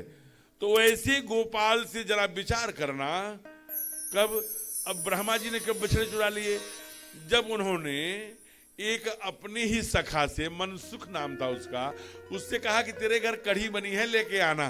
कढ़ी बनी थी, उन्होंने देखा था, वो कढ़ी ले भी आया और देखा गोविंद नहीं दिखा रहे, 1 घंटे देखा होगा, उसे भूख लगी थी, कढ़ी उसने पी लिया और पी करके कढ़ी का पात्र फेंक दिया। तो वही गोविंद आ गए, अरे कढ़ी ले आया मनसुखा? नहीं, मेरे घर में कढ़ी तो बनी नहीं थी, मैं नहीं लाया, झूठ बोला। और गोविंद ने कहा तो झूठ बोलता है, तू कढ़ी तो लाया था, तूने कढ़ी पी ली है, तेरे होठों में लगी है। दोनों तरफ कढ़ी लगी थी। गोविंद ने कान पकड़ा और दोनों ओठ अपने जीभ से मनसुखा का चाट लिया। ब्रह्मा जी देख रहे, अरे ये कैसे भगवान हो सकते हैं जो होठों पर लगी हुई कढ़ी चाट रहा है? ये भगवान नहीं हो सकता। इसलिए सारे बछड़ों को चुरा लिया और पहुंच गए ब्रह्मधाम। अब माताएं तो सोचती थी ऐसे गोविंद हैं, कभी हमारे भी बछड़े बनेंगे। ये अवसर मिला, गोविंद सब गौओं के बछड़े बन गए और उनके थनों को पीने लगे और धन्य हो गई गायें। तब जरा सोचिए, और स्वयं आप भी वहां पहुंच गए और ब्रह्मा जी से पहले ब्रह्मा बनकर बैठ गए कि एक नकली ब्रह्मा आएगा, उसे बैठने मत देना। सचमुच वाले ब्रह्मा आए, द्वारपालों ने कहा चलो हम लोग पहले बताए हैं ब्रह्मा जी वहां बैठे कि नकली आएगा। बड़ी अच्छी कथा है, रसीली कथा है। लेकिन अंत में जब ब्रह्मा जी ने आंसू बहा के कहा कि आपने तो इंद्र को क्षमा कर दिया था, जब 12 श्लोकों में उसने स्तुति की श्रीमद् भागवत के, हमें क्यों नहीं क्षमा कर रहे हैं? कहा इसलिए कि उसने ब्रजवासियों को दुखी किया था। आपने भक्त वत्सल मेरे वत्सों को, मेरे बछड़ों को आपने दुखी किया, इसलिए क्षमा नहीं हो सकते। मुझे क्या प्रायश्चित करना पड़ेगा? कहा आपको मनुष्य रूप में आकर के मेरे 100 भक्तों का चरित्र लिखना पड़ेगा। आप कभी जाएंगे वृंदावन मूल में, जो जमुना के किनारे, वहां पर सुदामा कुटी है, वहां पर भक्तमाल भाग 1 और भक्तमाल भाग 2 उसने लिखा। भगवान ब्रह्मा जी स्वयं धरती पर आए हैं और लिखा है। और आपको जानकर ये आश्चर्य होगा, ये दोनों ग्रंथ इतना ही नहीं लिखा, तो उन्होंने उस भक्तमाल में एक वर्णन किया कि जो हम कहते हैं गुरु ब्रह्मा, गुरु विष्णु, गुरु देवों का भगवान, गुरु ब्रह्मा है क्या है? गुरु विष्णु है क्या? गुरु महेश है क्या? नहीं, न ब्रह्मा है, न विष्णु है, न महेश है, लेकिन इनका रोल करता है। जैसे कोई आपके पास गुरु मंत्र लेने के लिए आता है, तो गुरु मंत्र के पीछे का क्या उद्देश्य है? उसे भक्ति की ओर, ज्ञान की ओर, वैराग्य की ओर, परमात्मोन्मुखी बना करके, उसका आध्यात्मिक जीवन में प्रकाश लेकर के परमात्मा के पाद पद्मों तक की यात्रा कराना। हम ये कराने में असफल हैं, तो उसे क्रमशः वहां गुरु का काम ब्रह्मा का है, उसे तैयार करना। जैसे कृषक का उदाहरण दिया नाभा जी ने, ब्रह्मा जी ही नाभा बन के आए, उन्हें उदाहरण किया। जैसे कृषक हल जोतता है, तब तक जोतता रहता है जब तक वो नहीं, उसे पता है कब बीज डालना है। इतनी बार खड़े जोतकर, इतनी बार बेड़े जोतकर, फिर करके वो कैसे वो किसान जानता है अब बीज डालना है, बीज डाल दिया। फिर बीज बड़ा होना चाहिए, तो उसे सींचने का काम, ये पालन पोषण का काम है, ये विष्णु का काम है, उसे सींचते हैं। ये सत्संग रूपी जो कथा है, ये उसे सींचने का काम है। धीरे धीरे जब वो पेड़ बड़ा होगा, तो उस पर कई गौएं जो हैं और नाना प्रकार के जो अताताई जीव हैं, अभी आप चंदन वंदन लगा के, माला कंठी बन के चले जाइए, शुरू में तो 2-4 बड़े भगत बने हैं, परिहास करेंगे।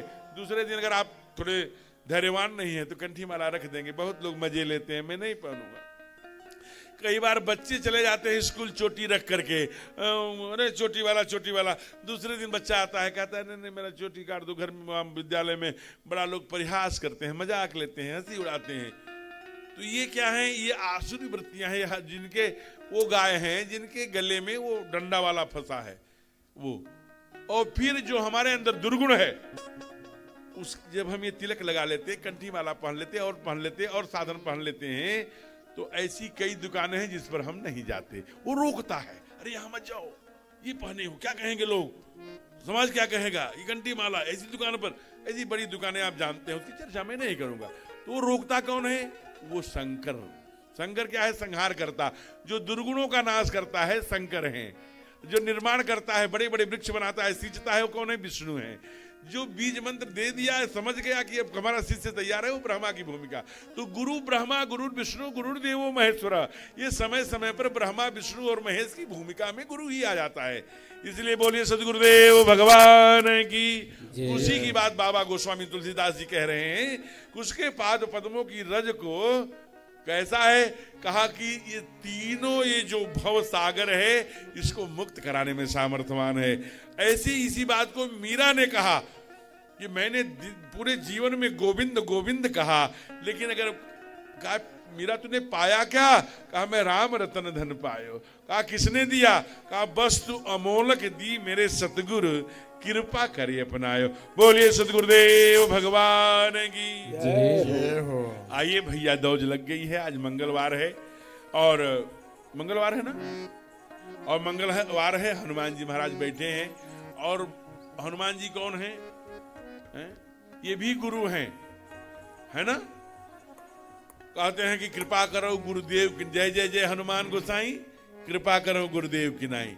आज मंगलवार है, इन्हीं गुरु के रूप में मान के हनुमान जी को प्रार्थना करिए। उसके बाद आरती कर रहे बड़े भाव से। अरे नैया लगा दो भव पार जय भव पार मेरे सतगुरु नैया लगा दो भव पार भव पार मेरे सतगुरु नैया लगा दो भव पार मेरे सतगुरु नैया लगा दो भव जय जय पार मेरे सतगुरु सबकी नैया ताली।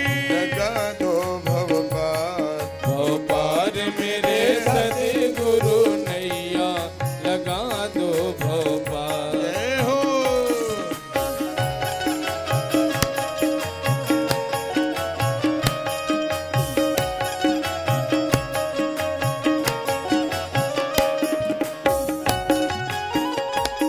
ये मीरा का ही पद है।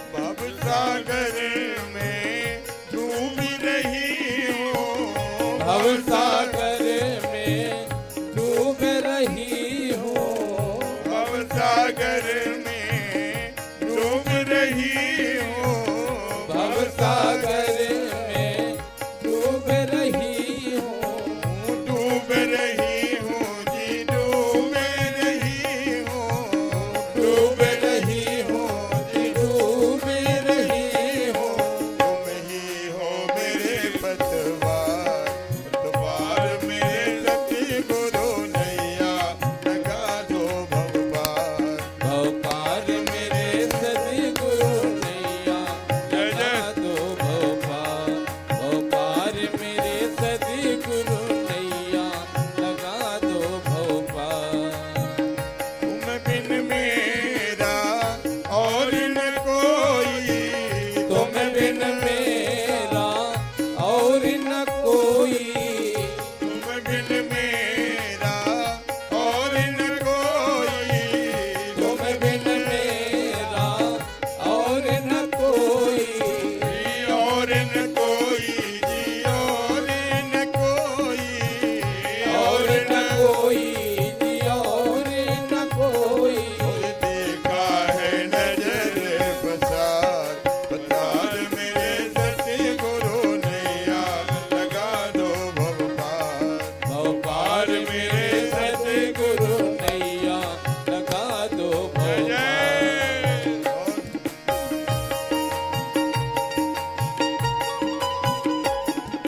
जय हो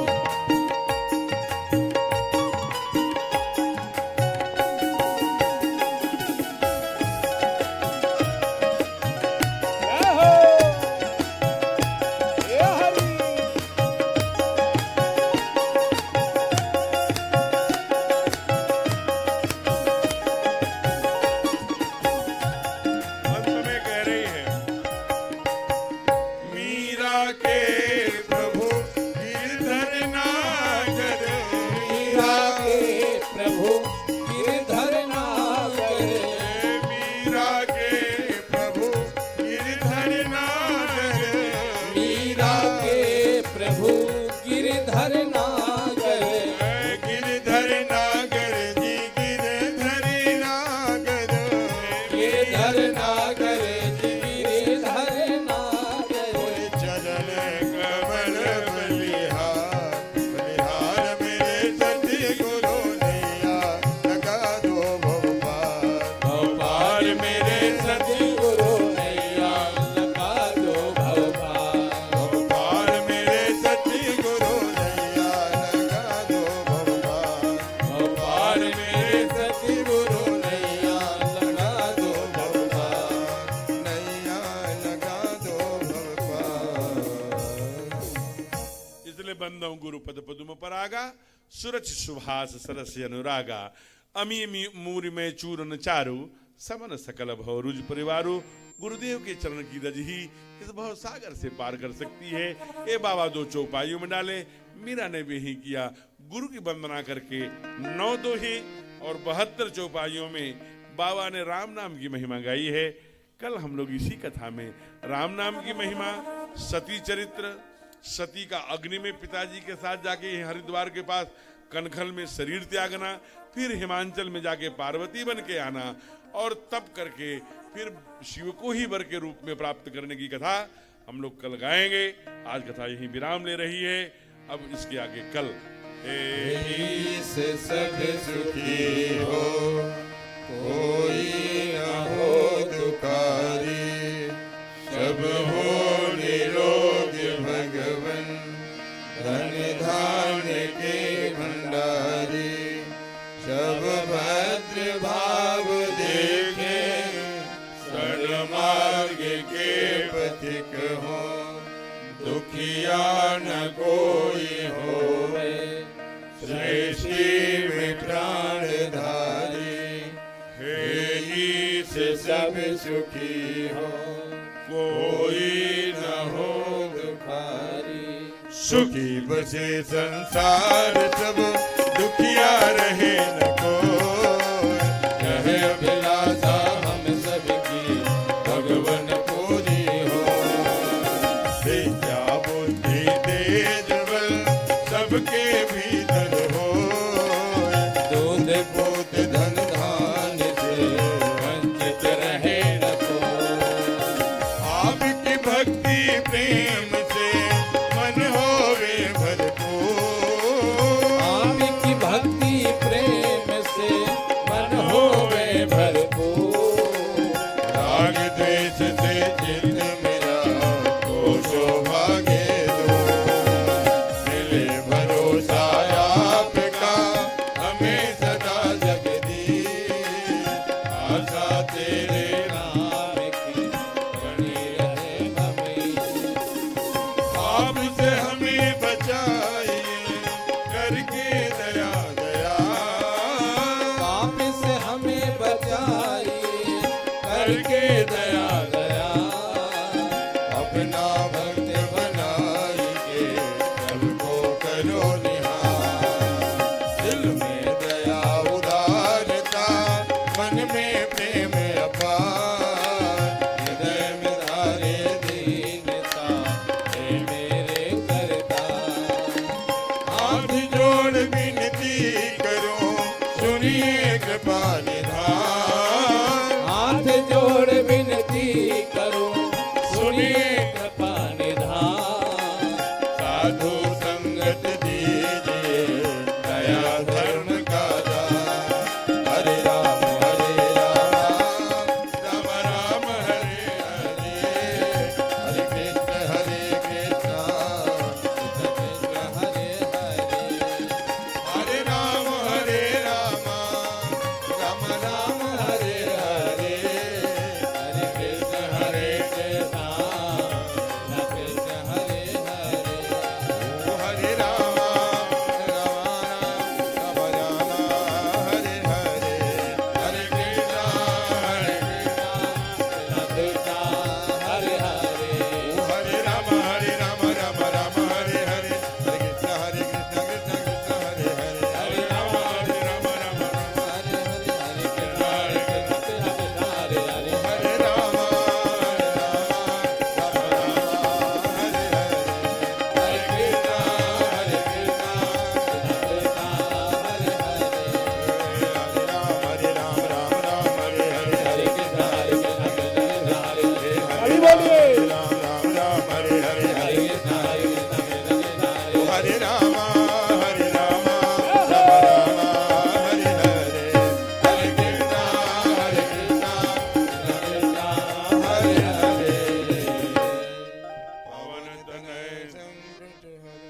मंगल मूर्ति रूप, राम लखन सीता सहित, हृदय बसहु सुरभू, बार बार वर मांगो, हर्ष देहु श्री रंग, पद सरोजन पायने, भगत सदा सतसंग। सियावर राम चंद्र की जय।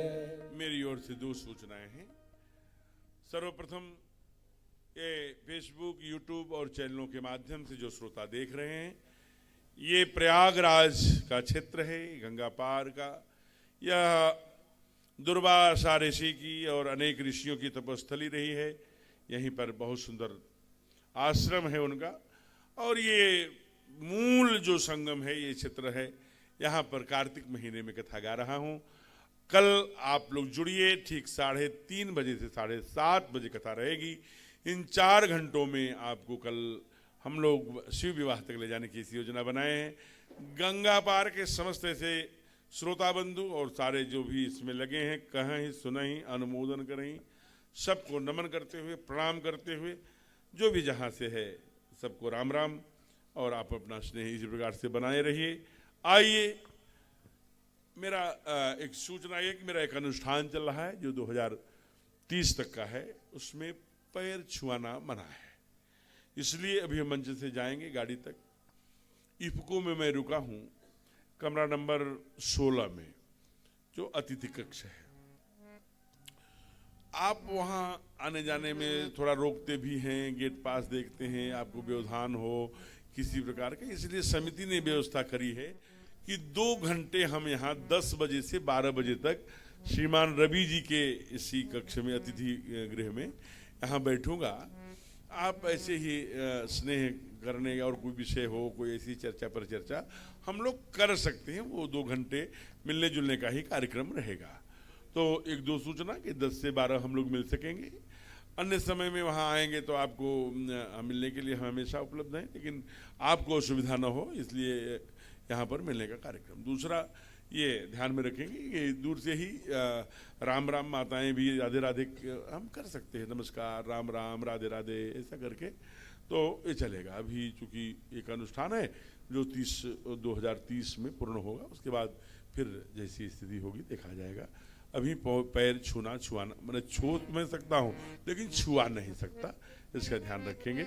अब ये मंच में सूचना के लिए आगामी जो आरती में कौन कौन लोग आने वाले हैं, क्या विषय है, ऐसे सारे विषयों की जानकारी के लिए मैं ये मंच आदरणीय संचालक जी की ओर दे रहा हूँ। जय श्री राम।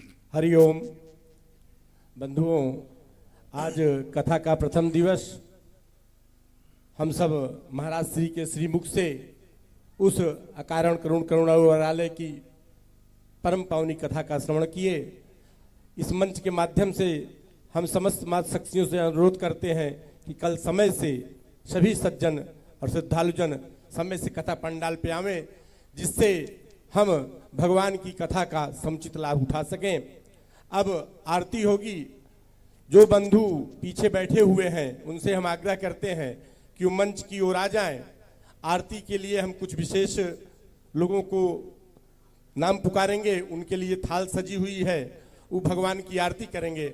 और जो भी हमारे श्रद्धालुजन हैं वो मानसिक आरती अपने मन में ये मानकर कि हमारे सामने थाल है, ऐसे भगवान की आरती करेंगे।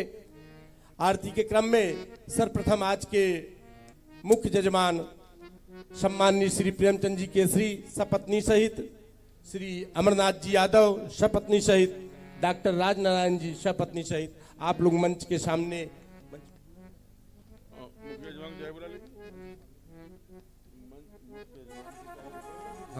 आप सभी मुख्य जजमान लोग मंच पर आवें और शेष लोग मंच के ठीक सामने ऐसा कर सकते। इसी क्रम में मातृशक्ति के रूप में हमारे बीच में विराजमान भारत की राष्ट्रीय पार्टी, विश्व की नंबर 1 पार्टी, जो भारत और भारतीयता को बचाए हुए है, भारतीय जनता पार्टी की जिला अध्यक्ष सम्माननीय श्रीमती कविता पटेल जी और भारतीय जनता पार्टी की जिला उपाध्यक्ष सम्माननीय श्रीमती किरण द्विवेदी जी से भी हम आग्रह करते हैं कि आप भी आवें और मंच के सामने आरती के लिए। आरती के इसी क्रम में हमारे बीच में हमारे मातृ संस्था के जिला संचालक श्री सूर्य नारायण सिंह जी उपस्थित हैं। हम आपसे भी आग्रह करते हैं, श्री बद्री प्रसाद जी इंजीनियर साहब, हम आपसे आग्रह करते हैं कि आप आरती के लिए आवें। श्री हृदय नारायण जी मार साहब, श्री रतन मौर्य जी, श्री दिनेश पांडे जी, हम आप सभी महानुभाव से आग्रह करते हैं कि आप सब आवें मंच के सामने और आरती होगी। पीछे जो बंधु बैठे हुए हैं कुर्सी पर, आप सब लोग आगे आ जाएं।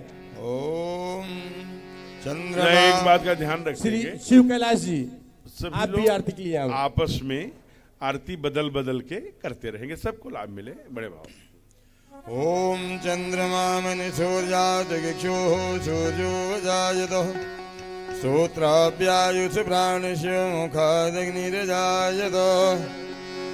अपने राम जी की आरती उतारो है सखी, राजा राम जी की आरती उतारो रे सखी। सीताराम जो की आरती उतारो है सखी। अपने राम जी की आरती उतारो रे सखी। सिया अवध जू को लाल मिथिलेश की लली। सिया अवध जू को लाल मिथिलेश की लली। अपने राम जी की आरती उतारो है सखी। राजा राम जी की आरती उतारो रे सखी। शीश मुकुट कानों में कुंडल। शीश मुकुट कानों में कुंडल। शीश मुकुट कानों में कुंडल। शीश मुकुट कानों में कुंडल। या छबिया निहारो री सखी। या छबिया निहारो री सखी। अपने राम जो की आरती उतारो है सखी। राजा राम जी की आरती उतारो रे सखी। वाम भाग जग जननी विराजे। वाम भाग जग जननी विराजे। वाम भाग जग जननी विराजे। वाम भाग जग जननी विराजे। लखन लाल जी गाए विराजे। लखन लाल जी गाए विराजे।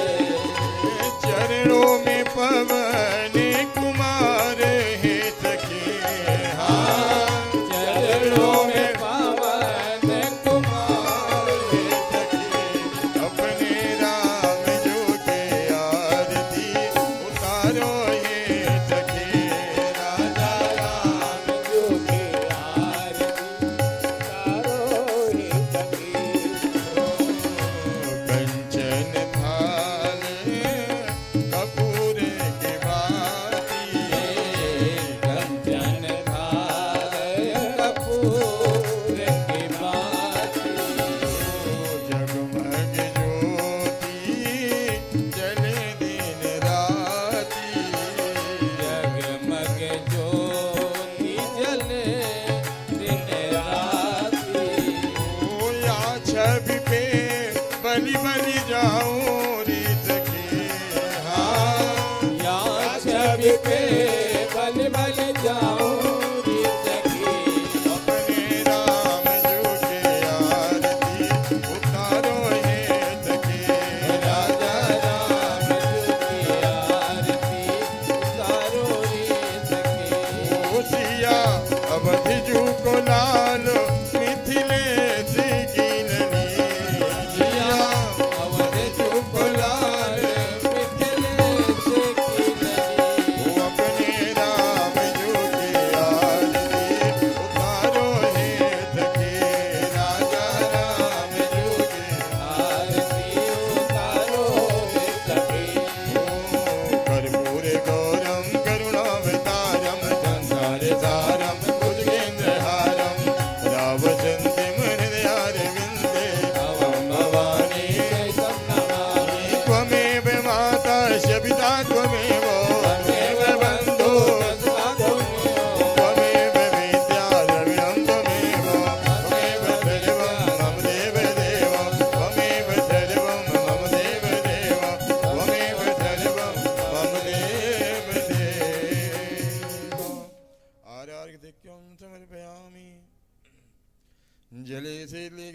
पुष्पै देवाभिवन्दनम्